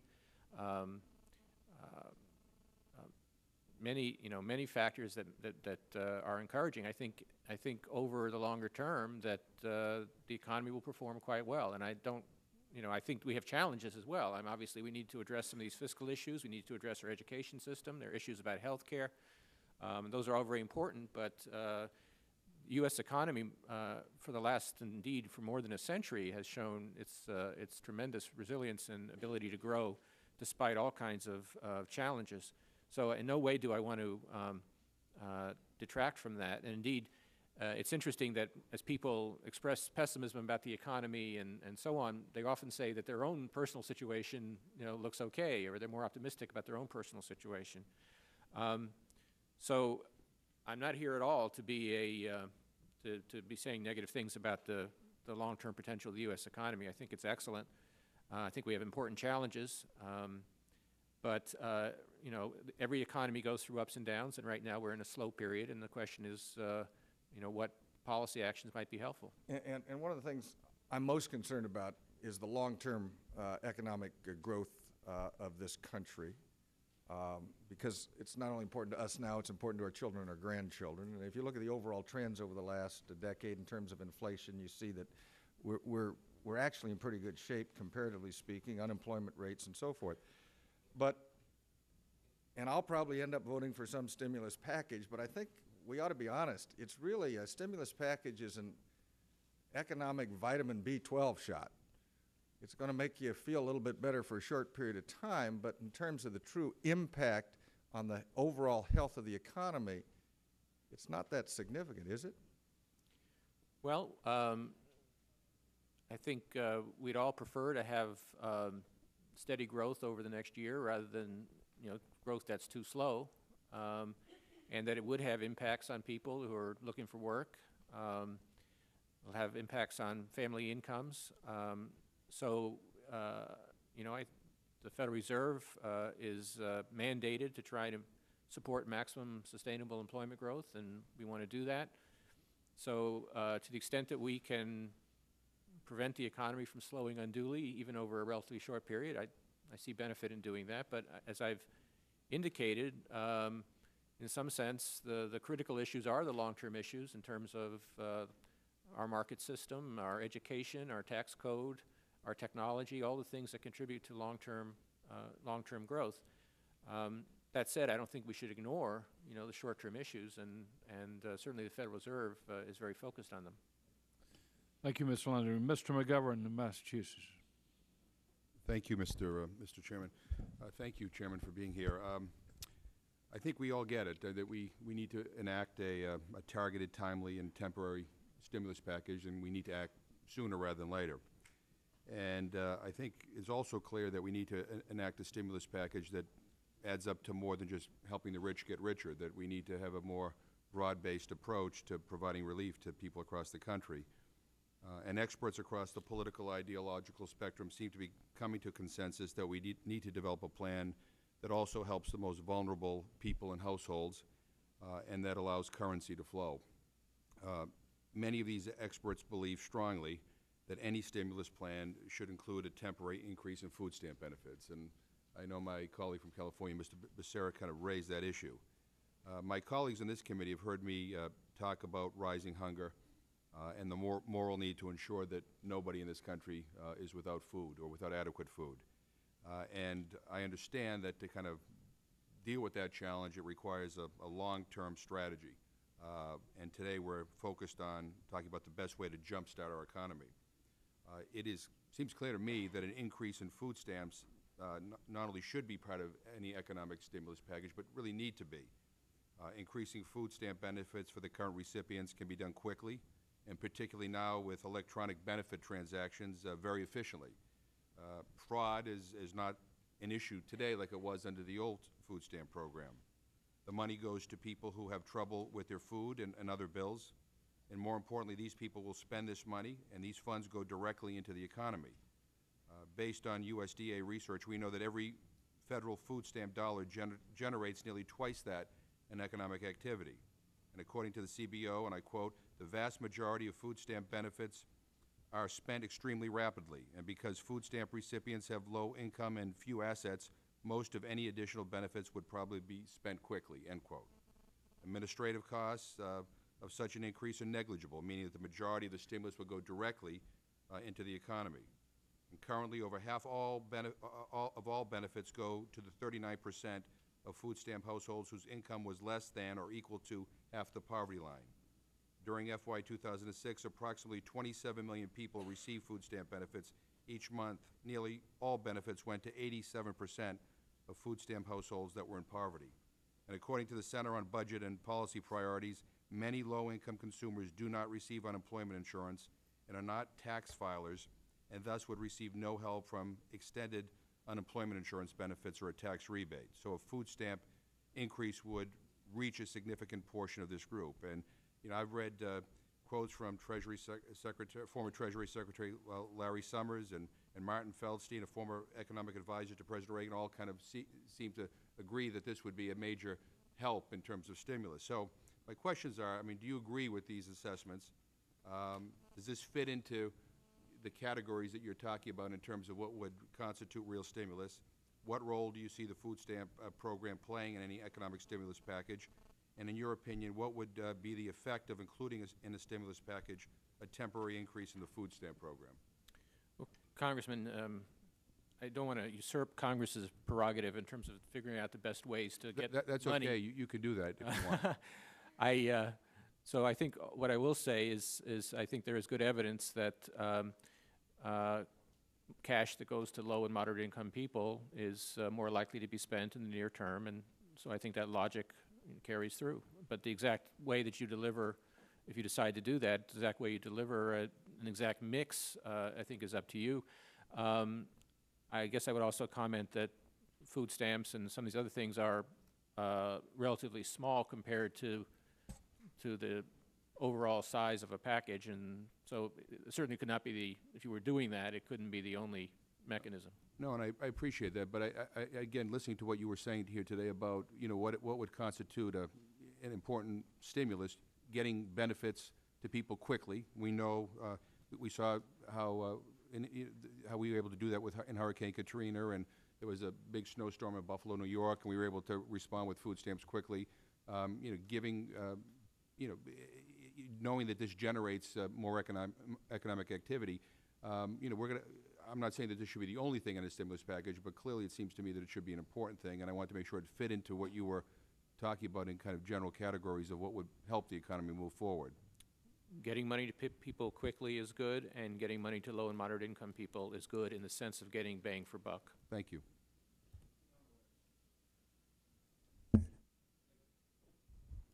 Thank you, Mr. Chairman, and Chairman Bernanke, thank you for being with us this morning. One quick technical thing. You mentioned in the testimony a term auction facility. Does the Fed guarantee that principle? Why would be? What's the attraction there for banks to go to that window and buy that and swap those dollars with each other? We have collateral. The banks put collateral at our window, at our discount window, and they borrow against that collateral. And since that makes the loan safe for us, we can afford to. Well, that's the discount window. The TAF does the same TAF thing? is essentially the discount window, except delivered through an auction format rather than through a direct loan format. All right, thanks. Some of this issue has been created by folks borrowing money they can't pay back, whether it's on housing or credit cards or whatever it is. Much of your testimony focused on helping provide more credit, extending more credit. Is there evidence, either empirically or anecdotally, where qualified borrowers are in fact unable to borrow money, and that we can continue to increase debt our way out of this issue? Am I misunderstanding that? First of all, the fiscal proposals don't involve anyone increasing their debt. It would just involve either tax rebates or some other. No, I'm talking about the monetary, but your monetary side, where you're saying. Yes. So I think it's a concern if banks. You want banks to make sound loans. You want them to do good underwriting. But if banks get to a position where they simply decline to take on new customers, for example, or they are extraordinarily tight in their standards because they are afraid of using up their available capital, then that can be a restraint on the economy. We want to have a balance. Well, I understand that, but we want to make sure the medicine is for the right disease. And do we have a credit issue with respect to banks in general being unable to lend to good qualified customers that you want, the underwriting standards, the character that Ms. Capter was talking about, the local guy knows? I mean, are we at that point? The biggest problems right now are in mortgage markets, where terms and conditions have tightened considerably, and banks are relatively reluctant, for example, to make good jumbo prime loans. They charge a significant premium for those.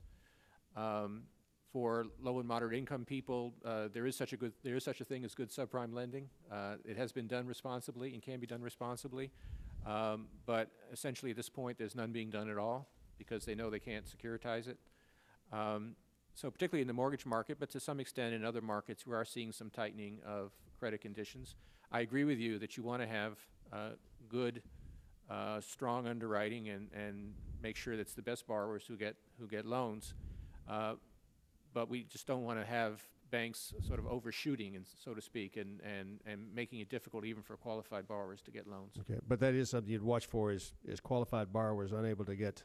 That's right. I mean, I spent a brief period of time in my career in banking, and loaning money to people who pay me back was the idea, and not loaning folks who hadn't paid other folks back was generally a red flag to not do that kind of stuff. Back on the tax side, and certainty of our tax code, whatever it might or might not be, you mentioned that business incentives, higher depreciation, bonus depreciation, other kinds of things immediately would accelerate that. Can we also infer from that future tax increases, either threatened or in the code now, would lead businesses to delay investment into those periods where their tax rates go higher?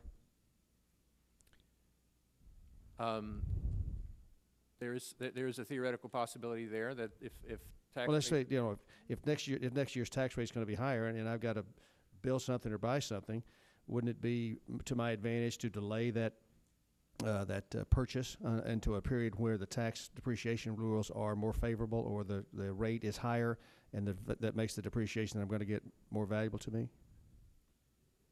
I think your point in principle is certainly correct. I'm not sure that, are you contemplating raising? I'm not, but everybody else on the other side is. I see. Well, in terms of trying to stimulate near-term capital spending, I think the general view is that using tax provisions that apply directly to capital formation, such as depreciation or investment tax credits, have a bigger bang for the buck than do just general corporate tax rates. If you're going to do that, if you're going to try to make investment spending part of this package, then temporary measures that provide an incentive to firms to increase their capital spending are probably the most effective. Yeah, thank you, Mr. Chairman. Thank you, Mr. Pratt. Andrews. Thank you, Mr. Chairman. Thank you, Chairman Bernanke. I think you've done the country really good service by your laying out of the problem and some principles to help us solve it. You've obviously learned well from your time on the Montgomery Township, New Jersey Board of Education. Thank you. We appreciate that. There are three ideas on the table for short-term stimulus that we've heard members talk about. One is accelerating some business tax reduction, whether it's expensing or what have you. The second is direct consumer tax rebates. The third is some expansion of programs such as food stamps. Are there any data that suggests that among those three there's one that's better than the others in terms of multiplier effect, in terms of effectiveness? Well, there are multiple considerations. I think just in terms of the effect for each dollar spent on spending, that the highest multipliers are probably from tax rebates or other payments to lower and moderate income people who are likely to spend quickly. The immediate impact through, for example, accelerated depreciation is more disputatious. There are different views on that, but there are other considerations such as the fact that you create more capital and that's beneficial. None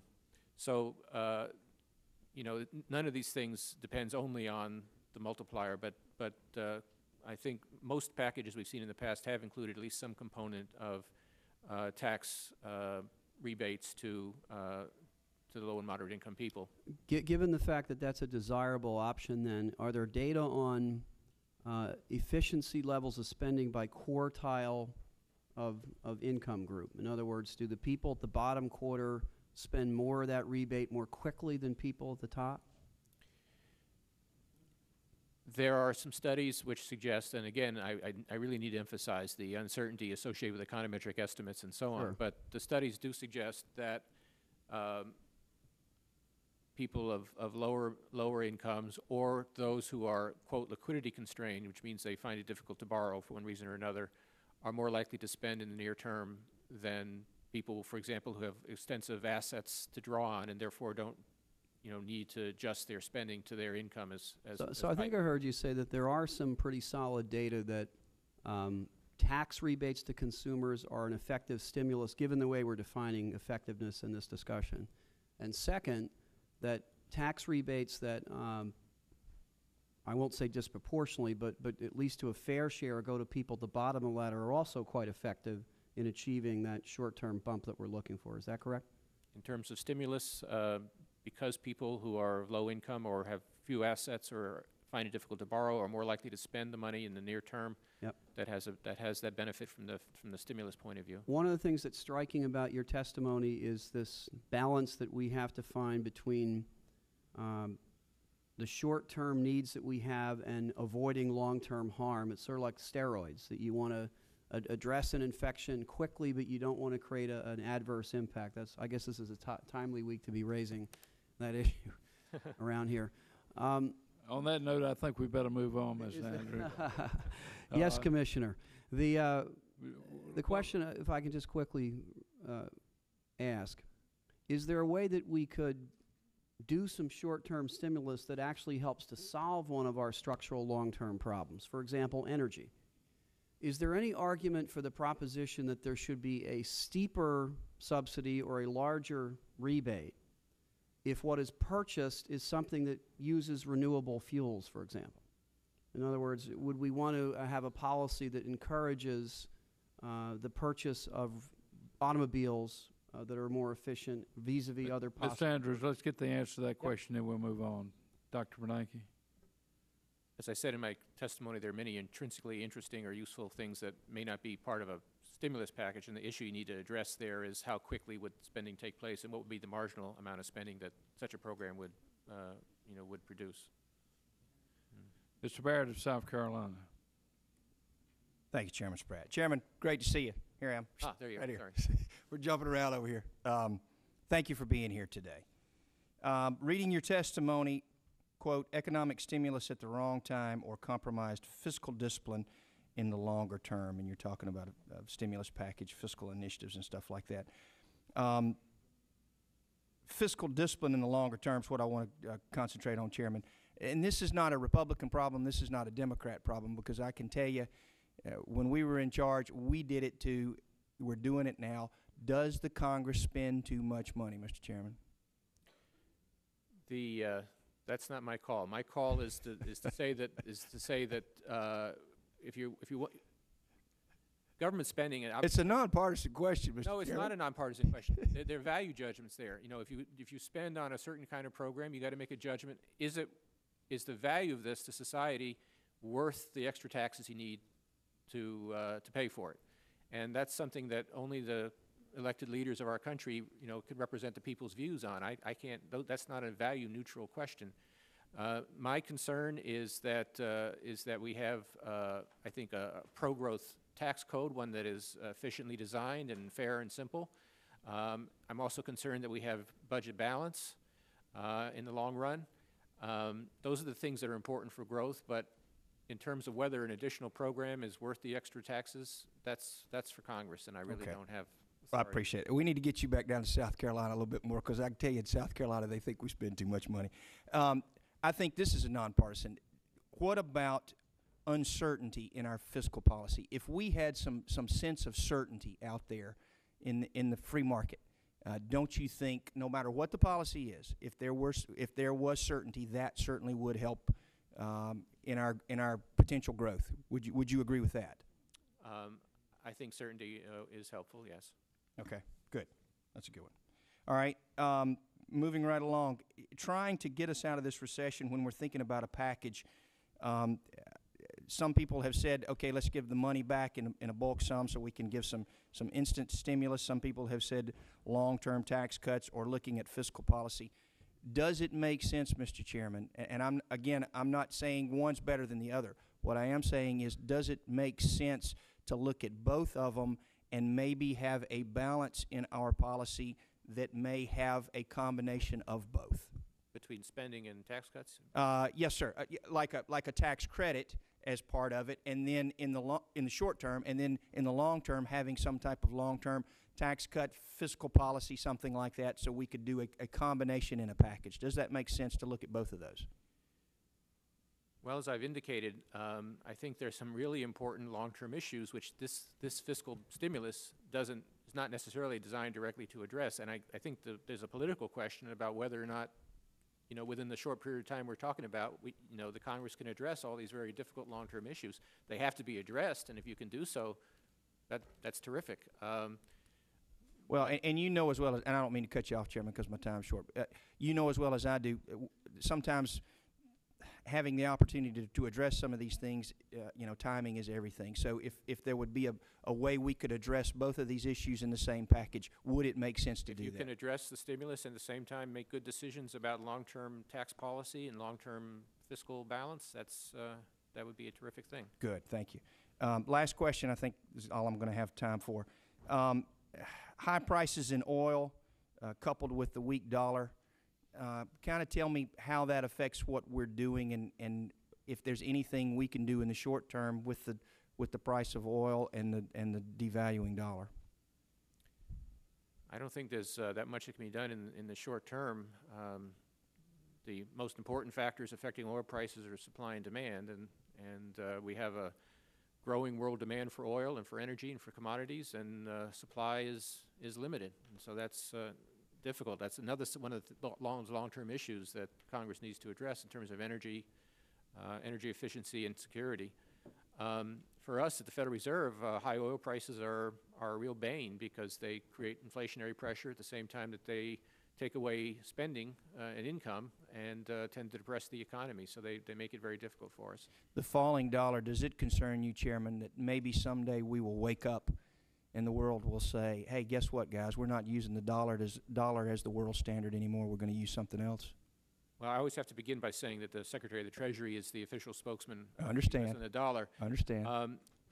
My view on that is that at the Federal Reserve is that we need to make this economy strong and have price stability. And if we do that, then in the medium term, the dollars will reflect the strength of the U.S. economy, which I have a lot of confidence in, again, in the medium term, as we discussed before. Good. Thank you, Chairman. Mr. Allen.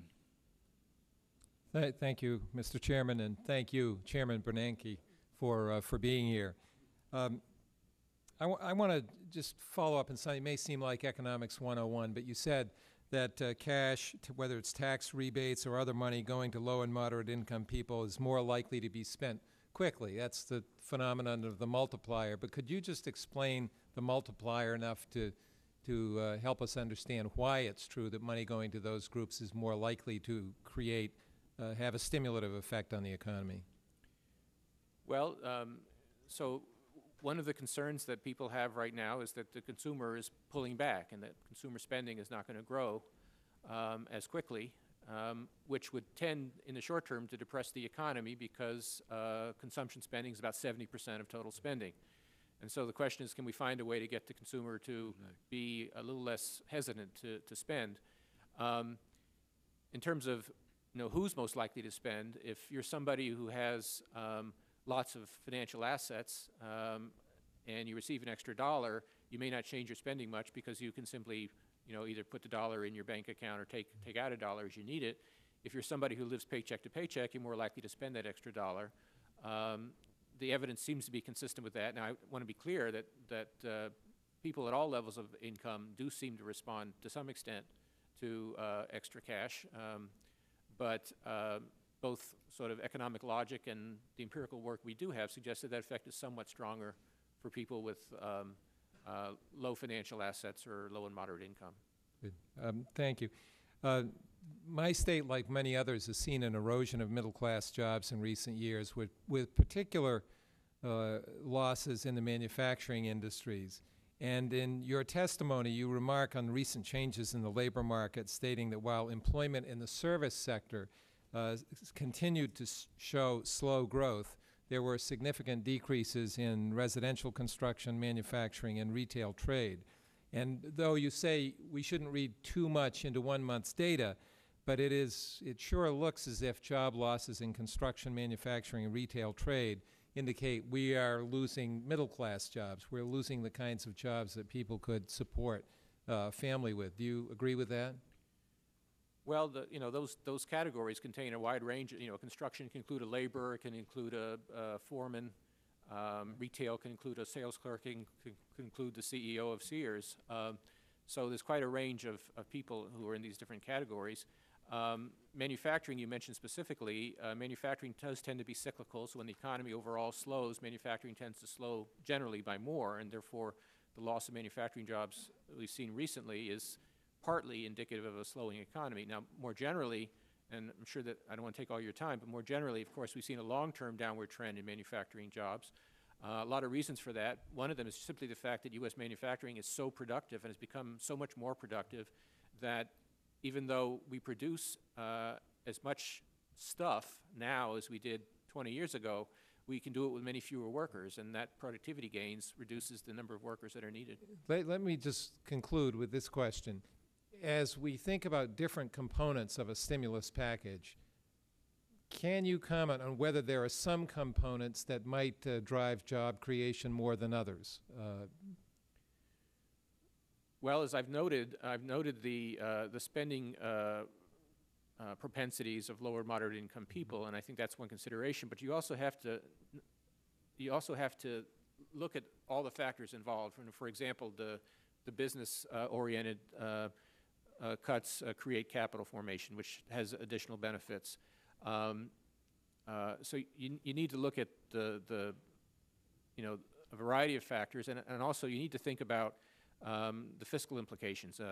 For example, you might be inclined to say, well, the bigger the package, the better, which might be true up to a certain point in terms of near-term stimulus, but it isn't obviously the case if you're taking into account the need to offset that or at least eliminate that deficit implication going into the future.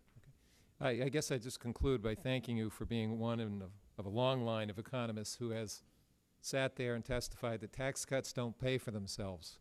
We have such a challenge in getting to balance, as you put it, and making sure that whatever we do right now with a stimulus package provides the maximum amount of stimulus in the short term, but doesn't increase the long-term the long-term financial condition of the United States, make it worse than it is today.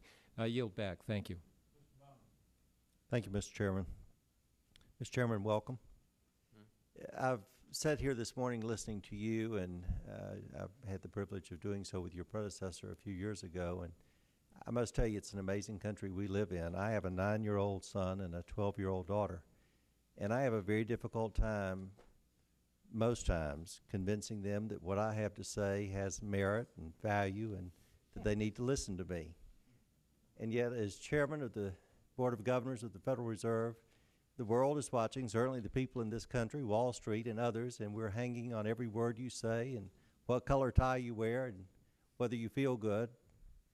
And I think that's a statement about where we are, and as a country, I guess, also a statement about the important role that you play in our country and as the world leader, economic leader in the world. There's been some conversation earlier about tax cuts, and you did say that tax cuts do cost money. I think most everyone here, Republicans and Democrats, concede that point. But I guess from your perspective, do tax cuts cost the American people money, or do tax cuts cost the American government money? And to that end, in your view, which historically, as we're talking about a short-term stimulus package, which historically have been most influential in making a difference in our economy, taxpayers or government spending? Well, first, let me say my children don't listen to me either. So tax cuts, I think whether they pay for themselves is not the issue. The question is whether you have well-designed taxes that promote efficiency, promote growth, promote saving, promote productive economic activity. That's very, very important. The challenge, and I hate to fall back on this law of arithmetic point again, but government spending does have value, of course, and we all have programs that we think are producing good things for society, and the military, and national parks, and many other things that we want to spend money on. And the challenge is finding the right balance. How big a share of the nation's GDP do we want to flow through the government? If we really want low taxes, and that certainly has benefits, we also have to make a judgment about be very tough about what government programs we're willing to spend on. There's some who think that government programs can be very productive and point to many different things. That's fine. That's the prerogative of a congressperson to make that judgment from behalf of their constituents. But again, on that side, you then have to take the higher taxes that go with it. So I'm just trying to say that you need to make it's up to you as representatives of the people to make a judgment about how big a share of the economy should be devoted through government spending. A lot does depend. It's not just the share of the economy that's controlled by the government. A lot of it depends on how well the money is used and how well the taxes are collected. If you have an efficient tax system, that'll support growth. On the spending side, all else equal, you're better off if you put money into things that promote growth, like technology and education and things of that sort. So those are all tough decisions that you have to make. Could you also share, just shifting gears briefly, at the beginning of this Congress, the average national price for a gallon of gas was $2.22. Today's average national is $3.04 a gallon, 80-cent increase. Oil a year ago this time was $45 a barrel. It's today $89.60 in the United States. World price is over that, and it's been over $100 a barrel. What influence, in your view, if any, has the fact that we have not, Republicans and Democrats alike, taken a real bold step toward energy independence in this country in terms of its impact on the economic situation we find ourselves in today? Well, certainly oil and gas are still obviously a huge part of our energy portfolio, and people are still driving and using oil and gas despite these high prices. I guess one of the advantages of high prices is that ultimately they're going to induce people to conserve, and it's going to make it profitable for firms to come up with alternative energy sources. And I think the government should support that activity. Government can help support basic research, for example, that can help us find different ways to provide energy. The government can provide regulatory clarity and certainty so that, for example, if you want nuclear plants, can they be constructed, without in a safe way, but that meets regulatory scrutiny. And to some extent, the government can try to encourage specific approaches. But I think as painful as high oil prices are, and they certainly are painful and they're causing a lot of problems, they do have one benefit, which is that they do provide a strong incentive both for suppliers and demanders to find alternative sources of energy, and I hope that that's going to be the case over the next 10, 15 years. Thank you, Mr. Chairman. Thank you, Mr. Bonner. Mr. Doggett, Texas. Thank you, Mr. Chairman, and thank you for your testimony. You know, some people spend so much time here in Washington, they lose sight of what low and moderate income people means in this country. What do you mean by that term?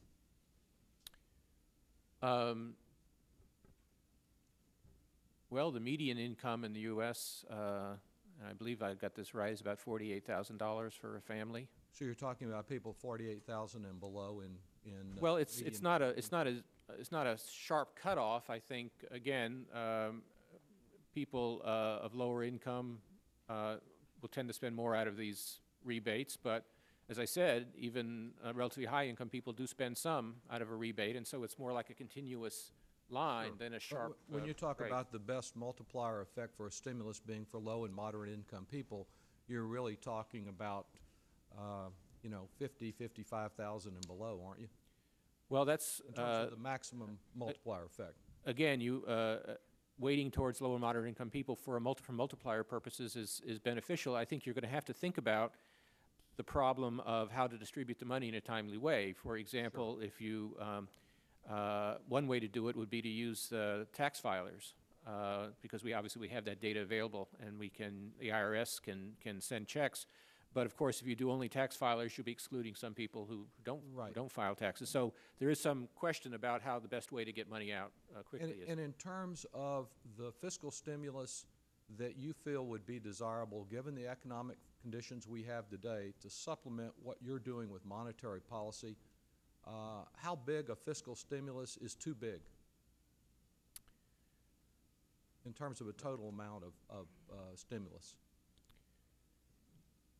I don't think I can. The numbers that have been thrown around between, say, 50 and 75 up to 150, all those things are within a range. Within a range that, from a macroeconomic viewpoint, is reasonable. Obviously, you get more stimulus the more dollars you throw at it.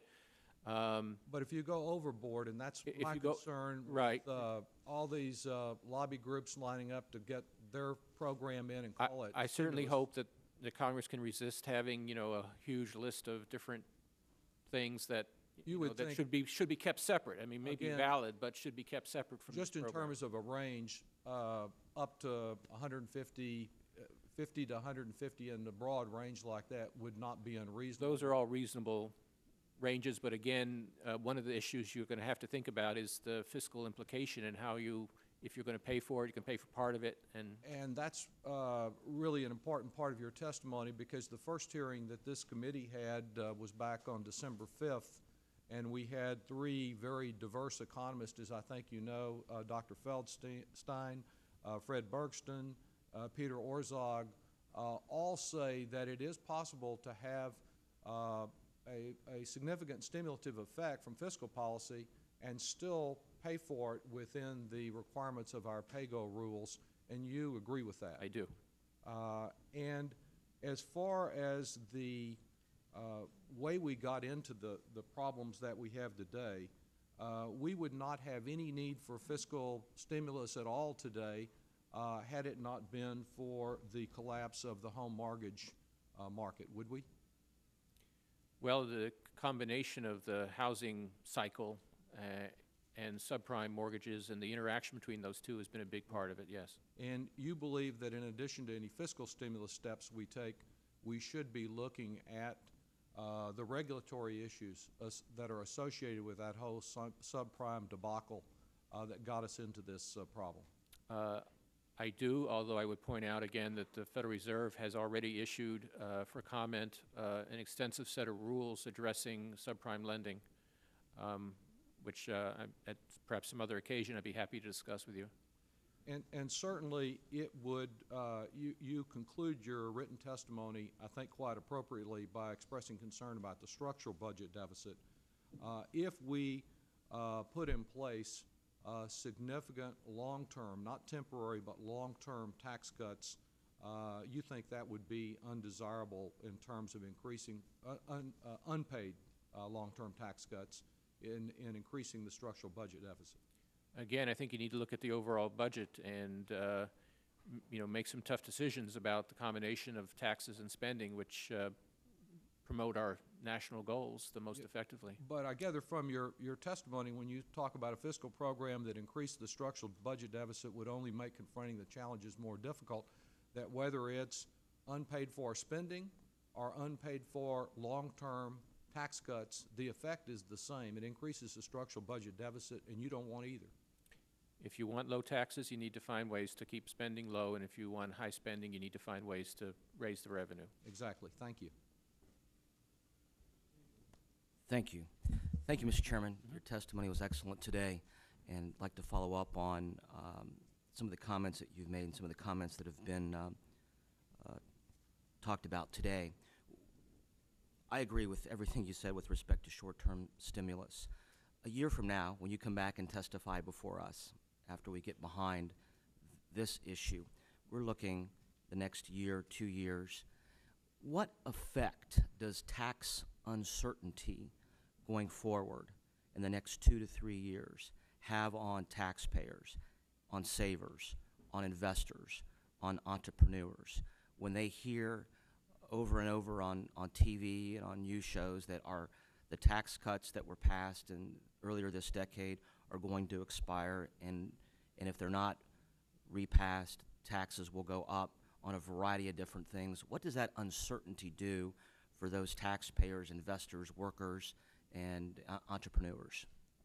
I'm sure that uncertainty causes some problems, and I don't know how to quantify that exactly, and there are many dimensions of that. I mean, another example would be, I know you're referring to the President's tax cuts, but yet another example is the alternative minimum tax, which has been patched 1 year at a time, and there's been no sort of long-term resolution of that.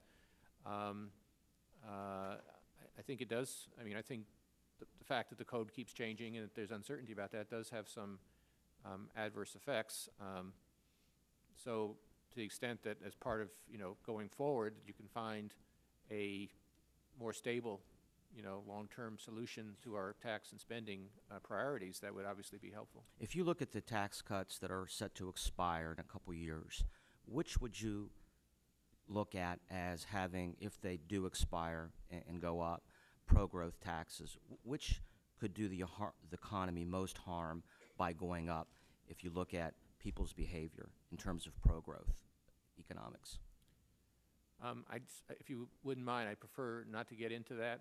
Okay. Again, I would be, I'm concerned about, at this point, particularly in this discussion of fiscal stimulus, about taking a strong position on one side or another, but it's a very complicated issue, and there are a lot of factors that I could talk about, but but it does have impact on people's behavior. Certainly, taxes obviously have impact on people's behavior, and I would certainly agree as a general matter that low taxes tend to stimulate efficient economic behavior and stimulate growth, and the trade-off one faces is between low taxes on the one hand and higher spending on the other. Thank you, Mr. Chairman. I'll ask you that question a year from now. Okay. The other avenue I wanted to head down is with respect to this housing issue that you've talked about, and you made a comment earlier. As a former realtor, I found it interesting that that there is good subprime and bad subprime, which I think has been missed in the national media. Would you concur that there are people in homes today, and in fact we have home ownership levels at all-time highs, which also gets failed to be mentioned, that there are people in homes today who would have never been in homes in terms of their economic status 20 and 30 years ago because of the change in the way that the American marketplace has worked with respect to lending, and that there are people in homes today that have subprime loans given to them that are fine, and they're living in their homes and they're absolutely fine, and they wouldn't be if it weren't for that loan product, and that the housing, the credit crunch and the housing slump is more complicated than just blaming it on bad, and there are bad subprime loans. Well, I've been to many communities where I've seen, for example, cooperation between lending institutions and local community groups that have been extraordinarily effective at making subprime loans with low rates of default and high rates of home ownership. So I know from personal experience that it can be effective. If you look at the aggregate data, you'll see that there's been this huge increase in delinquency rates among subprime mortgages with adjustable rates, which adjust to very high levels. But if you look at subprime mortgages with fixed rates, there's been some increase, but they remain on the whole, reasonably stable. I don't think there's any reason why people of, with less complete credit histories cannot qualify for home ownership or for a mortgage, and there is plenty of experience to show that it can be done well. Obviously, it was not done well in many cases in the last couple of years. Thank you, Mr. Chairman. Thank you.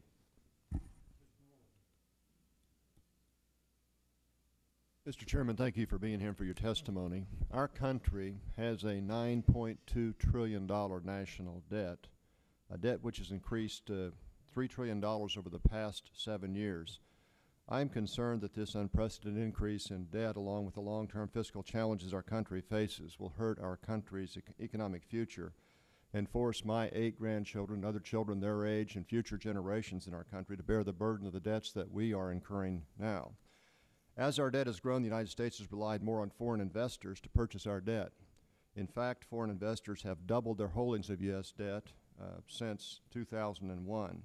Today, they hold a substantial portion of our public debt outstanding, which increases our economy's vulnerability to potential political or economic instability from abroad.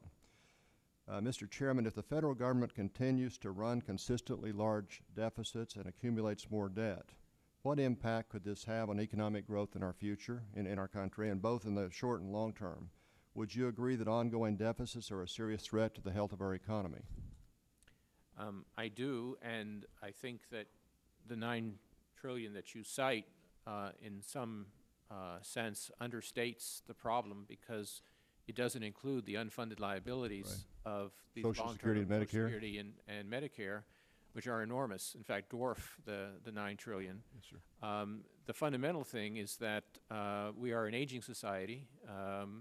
We are the boomers who are going to be retiring, and our children are going to have to find a way to support us one way or another through private or public means, and we need to address that problem by finding ways to maintain long-term fiscal stability. That's a very, very tough challenge, but if we don't do that, we're going to come to a crisis at some point, because you can't grow the debt of the economy of the government indefinitely. Eventually, at some point, it begins to explode in some sense, and we can't continue to finance it. So the CBO, for example, has done a number of studies, different scenarios showing how the debt would increase over the next 20, 25 years, and it's not more than 2 decades away before we would be reaching levels that are really unsustainable, and we need to begin, as I said in another testimony 10 years ago, if possible, to try to address these issues. Mr. Chairman, should we be concerned about foreign nations such as China, which holds almost $1 trillion of our debt now, about their influence in our country and how what that might portend for our country in the future? Do you have any concerns about that, or is that something you feel comfortable commenting on? Well, China holds our debt for their own economic purposes. They use it for foreign exchange reserves, right, and sovereign wealth funds and the like. I don't think they have any particular incentive, for example, to see the value of that debt fall sharply. So, you know, given that we are, as a country, that we're investing more than we're saving, that we're not saving enough, yes, sir, we have to borrow from someone, and it's good that we have creditors who will extend us the credit. But obviously, as you point out, we need to move in the direction of greater balance, and what you're referring to is the trade balance, which is right, somewhat different from the government deficit. I think the good news is that there has been some tendency for improvement in the trade balance over the last couple of years, and I think that's going to continue for a while. The bad news is it's still quite large, and therefore the foreign debt, not just by the Chinese, but by many other creditors as well, is continuing to accumulate. Thank you, sir. Mr. McHenry. Thank you, Mr. Chairman, and thank you, Chairman Bernanke, for being here. I think you should be commended by Congress and the American people for your actions in August of this past year that significantly strengthened our ability to get through these challenging times in the marketplace. And so thank you for your leadership there. There are some things you touched on in your testimony. You've touched on them in speeches you've made around the country. That the crisis we're facing, the mortgage crisis, as some of the media have called it. And I want to touch on this just for a few minutes. I want to get your feedback on it. Are there things that Congress can do actively? Do you have any suggestions in broad terms? I'm not asking you specific policy areas, but in broad terms, are there things that Congress can do that can be helpful and constructive? And I'm not asking for a yes/no question, but are there thoughts that you have that you'd like to offer? Well, in terms of loan modifications and workouts, I guess there are a few things. We at the Federal Reserve are working with community groups and counselors and trying to help people work with their lenders to get their loans modified, and to the extent the federal government wants to support those kinds of activities, that's one direction. You have the initiatives from the Treasury, the Hope Now initiative, which is trying to find ways to create a voluntary, large-scale renegotiations of loan modifications to try to reduce some of the financial stress coming out of this situation. Beyond those kinds of measures, one possibility that I've discussed in the past is to continue to expand and modernize the Federal Housing Administration, the FHA. Its market share has dropped to a very low level. If it had a more user-friendly front end, if it had a diverse set of products, that some of them, like shared appreciation mortgages, for example, that could be useful to low and moderate income homeowners, then it might be possible for more people to refinance their mortgages or to obtain new mortgages through that agency. So that's one area where I hope Congress will take a look. Likewise, are there things that could have a negative effect on liquidity in the mortgage marketplace based on congressional action?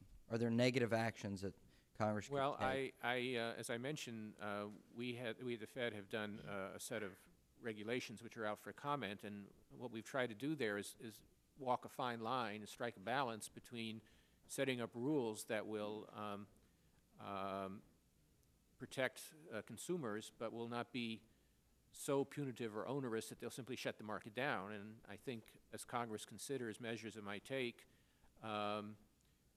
assuming that you agree with me that subprime lending, if done properly, is a positive thing, I hope that you will think about whether the measures that are being taken are consistent with the market actually flourishing and continuing to operate in the future when we're past this particular crisis. If, for instance, if we change the legal liabilities that CDOs, mortgage-backed securities, have, for instance, a number of different changes have been contemplated and discussed, could that have a negative effect on liquidity in the mortgage marketplace? You're talking about so-called assignee liability, which would give investors responsibility for what happens at the front end of the transaction. As I've discussed in earlier testimonies, if assignee liability is used in order to avoid this chilling effect that you're describing, there should be very tightly delineated provisions, safe harbors, and the like. In those occasions where there have not been sharply drawn lines, for example, in the state of Georgia, I had an experience, then you may find that lenders are simply unwilling to participate in the market. And so likewise, if judges have been given the power to change loan terms, and what would that have potentially a negative effect? You're addressing now the possibility of changes in the bankruptcy laws, and that is a very, very complex question. The Federal Reserve did not take a position on the earlier round of bankruptcy legislation, and I think I'm going to stay out of that this time as well. But I do recognize that there are issues on both sides of that, including the possible effect on the cost of credit in that market. So rising cost of credit in a tough economic time is sort of a fact of it. It would increase the cost of getting credit. Mr. Henry, we've got to move on. Well, okay, we'll let him answer that question and we'll move ahead. Possibly it would, but that, again, I'm not taking a position one way or the other on that particular proposal, since there are considerations in terms of what benefits it might have as well. Mr. Etheridge. Ms. Etheridge, could you hold your questions about 4 minutes, and we'll shave a minute or two? I'll try to do that. Thank you, Mr. Chairman. Thank you for being here, and let me join the others, and thank you for your openness and being available. It is helpful. Let me ask a couple of questions very quickly, and you've touched on this, but if you have an opportunity to expand, I'd appreciate it, because I realize we got here through the subprime. But I'd be interested in your comments of the how much the economic downturn may have been exacerbated by the continual high prices of gasoline, because that affects the confidence level of the consumer.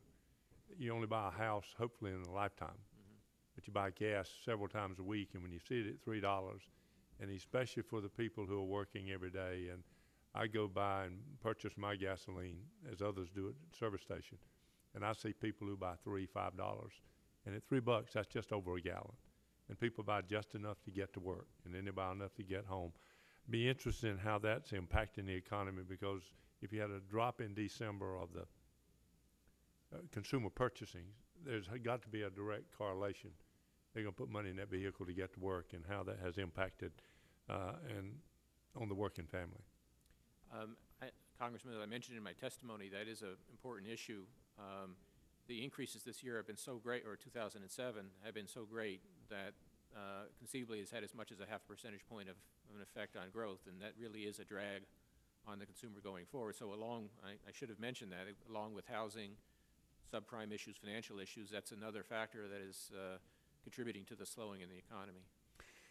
And that being said, the stubbornness of it staying there is a confidence issue, and you keep seeing it on TV. Let me come back to the housing piece, because we talk about the subprime piece, but the truth is, as you spoke a few minutes ago, it's had an impact. I remember when my wife and we bought our first home. That was a big deal. It's a big deal for a lot of folks, and it still is today. It's part of the American dream. That being said, with the drop in savings as we're having today, I was able to take benefit of the VA guarantee. And I'm afraid today we aren't using those, and the FHA, as you indicated earlier. I think we need not forget the tremendous challenge we face, because the housing market is a tremendous mover in this economy.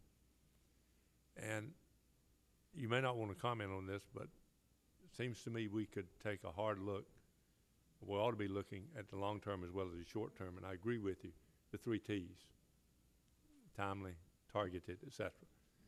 But over the long haul, we need to look at our infrastructure in this country, not only roads and bridges, but also schools and other things that we could help facilitate that would help in downturns like this. I'd be interested in your comments in this area for the long-term look as we look at our overall tax structure, looking at these pieces for public investment across America. Well, Congressman, you're putting out the case for the other side of what we've been talking about. I mean, it's important to keep taxes low. No, I'm not talking about doing it now. I'm talking about we I ought to be understand. looking at all the Talking about the overall long run. In the long run, we have to make that hard decision about how big a share of the economy we want to pass to the government. And there are valuable things the government can do, and that includes public infrastructure, for example. I agree with that. So, on the other hand, you want to make sure that the projects you pick are highly productive ones and will be useful and will be valuable. So that's the balancing act that only Congress can do, which is to balance the size of the tax burden against the size of those public spending elements. Thank you, sir. I yield back. Mr. Scott, and I would say the same thing to you if you could sort of shave your own. Thank you, Mr. Chairman, and thank you, Mr. Chairman. You know, it seems we have an agreement. We've been using the terms timely, targeted, and temporary. Your remarks said it ought to be implemented quickly, be efficient, and be temporary. So I think we have an agreement as to what the framework ought to be. We've heard the fact that if $150 billion stimulus package would be minuscule in a $15 trillion economy, but I think you've pointed out that if the growth rate is 2 or 3%, that $150 billion, just one little percent, would change the growth rate 30 to 50%, which would be a significant impact on the economy, so that we ought not disparage, although it's just 1%, we ought not disparage the impact it could have. And we've heard comments about how quickly people would spend money if it were injected through the food stamp program. They would spend that money almost immediately. Unemployment compensation would be spent immediately. Summer jobs for low-income teenagers, I assume you'd have the same comment about that would go right in the economy. We've heard tax cuts as if all tax cuts were the same. You mentioned accelerated depreciation. The thing I like about accelerated depreciation, that over a 5 or 10-year period, the corporation would eventually deduct the same amount of money. The only cost to the government is the time value of money. So that is a very inexpensive way, particularly if you target it just to increases in capital expenditures over, say, a 5-year average. So you're getting actual new spending and not just actually you're rewarding a stimulus. Could you say a word about capital expenditures, roads, new buildings, housing, or the gentleman from New Jersey mentioned investments in things like solar panels. I know the solar panel industry went out of business when the tax cuts expired. If we renewed the solar panel tax credit, not only would you have an incentive to get solar panels for that industry with all the jobs attendant to it, would come back in existence. Could you say a word about what effect capital expenditures might have? Well, on infrastructure generally, or on solar energy-related spending, in terms of stimulus, as long as it's productive spending, that's positive. But the issue I would just want you to keep in mind is the time frame, and the question is, whether the program you have in mind would be implemented, the funds dispersed, and result in actual spending and activity within the sort of 1-year time frame. If so, then it would meet those criteria that you mentioned. Well, the thing I like about accelerated depreciation is that when you pass the bill, the spending gets done. The government doesn't actually spend the money till next year when people take the deductions. So that's about as quick as you can get some money into the economy. We've also heard you say that the tax cuts ought to be aimed at low and moderate income, and hopefully we will follow that admonition too. Mr. Chairman, out of respect to my colleagues, I'll yield back. Mr. Chairman, we have 2 more questions, 2 more people. If you could indulge us, we can postpone you for about 5 minutes. Certainly. We'll limit that time, and we'd very much appreciate it. Thank you. Mrs. Schwartz. Thank you, and thank you, Mr. Chairman. And Mr. Chairman, I appreciate your giving us an extra few minutes. You have been really very clear today, and really appreciate that very much, about how important it is to make sure that whatever we do, and there's a diversity of what we do, variety, as you pointed out, that we do it quickly, and that we target it to, particularly on the individual side or the family side, to people who will put that money in the economy quickly. So appreciate your saying that and making it really, really clear. And I had just sort of one quick question about that, and then I really wanted to focus on the business side of it, if I could, because we haven't talked about that very much. I just started to with Mr. Scott. But just one quick question on the individuals of the family side. Does it matter what they spend it on? I mean, if they're spending it on credit card debt, are they spending it to pay their heating costs? If they're spending it to pay for health insurance premiums so they don't lose their health coverage? Versus other kinds of commodities, rather than buying food or a new TV. I mean, does it matter in terms of the economy? Well, you'd hope that they spend it on things that are domestically produced so that the spending power Yes. doesn't go elsewhere. I guess I would add the point that although usually paying down your credit card debt is a negative in this kind of story because it doesn't involve immediate spending, I think given the financial pressures that we're seeing, broadly speaking, that reduced people paying down debts, has some benefits of its own. Okay. Well, I appreciate that, because I think, as you know, in other countries, we're trying to encourage people to think about those sort of immediate expenses, and they're really stretched, obviously, and just being able to meet those needs. My question about some of the ideas that have been proposed on helping businesses be able to make the kind of investments.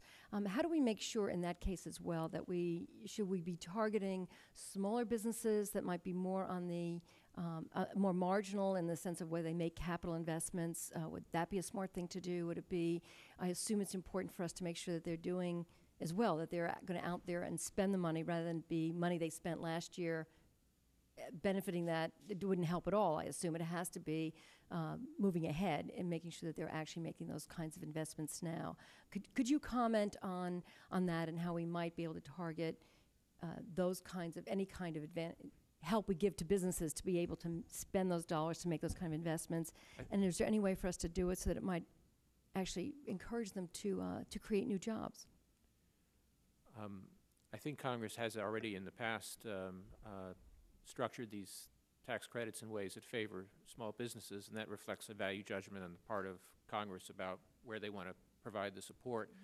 There may be some, but I'm honestly not aware of any evidence on which type of business is most likely to invest given a tax credit. So I couldn't give you general advice about how to which type of business to favor.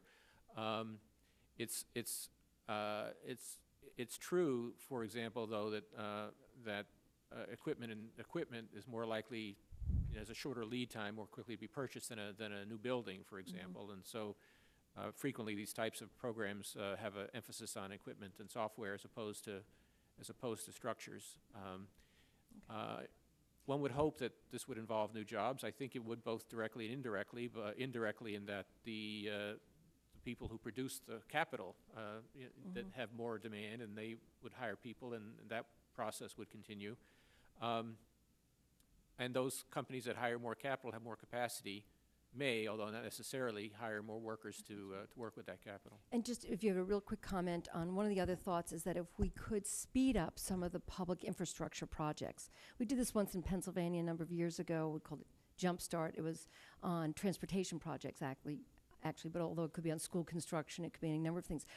Projects that are already in the works, so it's a short lead time to be able to try and speed that up so that that would put people to work. Is there any comment about that kind of public infrastructure? Well, the question is whether or not that can be done in a timely way. I mean, it would have obviously building things takes long lead times because you have to plan and design and get permits, et cetera. So it would have to be, and I'm not sure how common this would be, something that was essentially ready to go but had been delayed and could be brought up more into the present. I don't know how often or frequent that kind of situation But if is. it were practical, we might be able to do that. If it Thank were you very much. And thank you.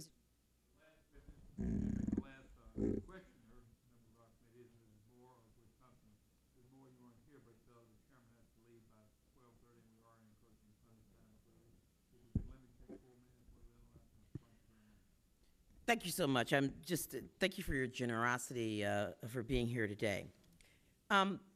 We find ourselves in a conundrum here because I think everybody appreciates the notion that we need to target our assistance to get down to low-income families and to help them.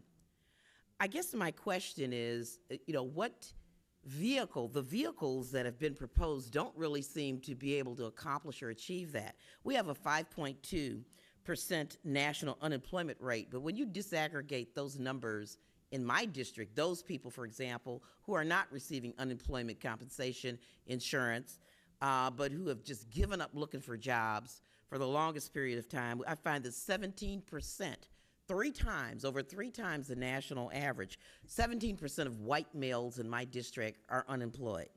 23% of Hispanics in my districts are unemployed, and 47% of African American men in my district are unemployed.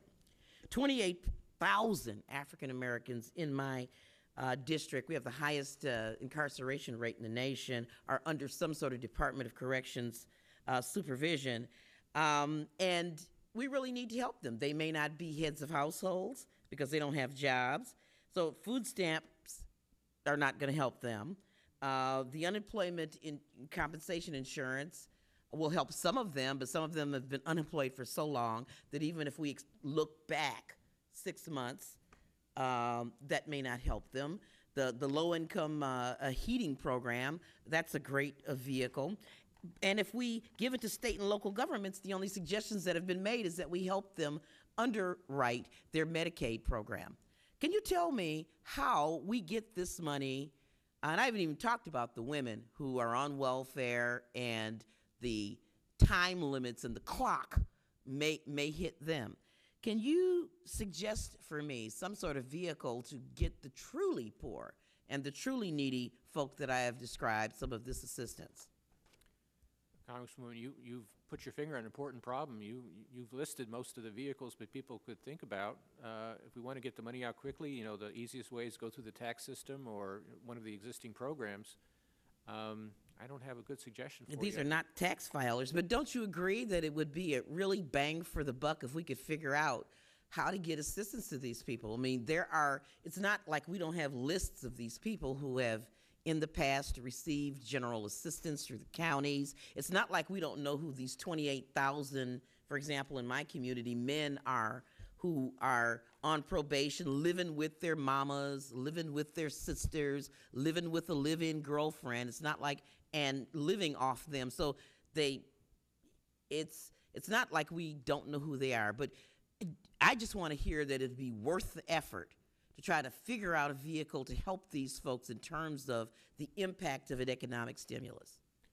I do want to draw a distinction, which is that we need to address these problems as part of long-run policy. I mean, obviously, poverty is a problem, and there's a whole range of things that could be done and should be done to try to address it. And we're not going to fix that with with a check, with one check. So we clearly want to make that part of our long-term policy priorities. With respect to current fiscal stimulus, as I said, the evidence does suggest, and I've said a number of times, that lower and moderate income people are more likely to spend the money in the near term. And so from the fiscal stimulus point of view, there is some benefit to finding ways to provide money to people in that category. Timeliness, though, is an issue, and you need to find ways to do it that will not take us well into 2009. Thank you, and thank you, Mr. Chair. Mr. Chairman, thank you very much indeed, not just for your clear and helpful answers, but for your patience and forbearance. You've added to our knowledge of the subject matter. We said we would come here looking for your advice and guidance about how to do this if we do it, and you've given it to us forthrightly, and we very much appreciate that. Thank you. Thank you, Mr. Chairman.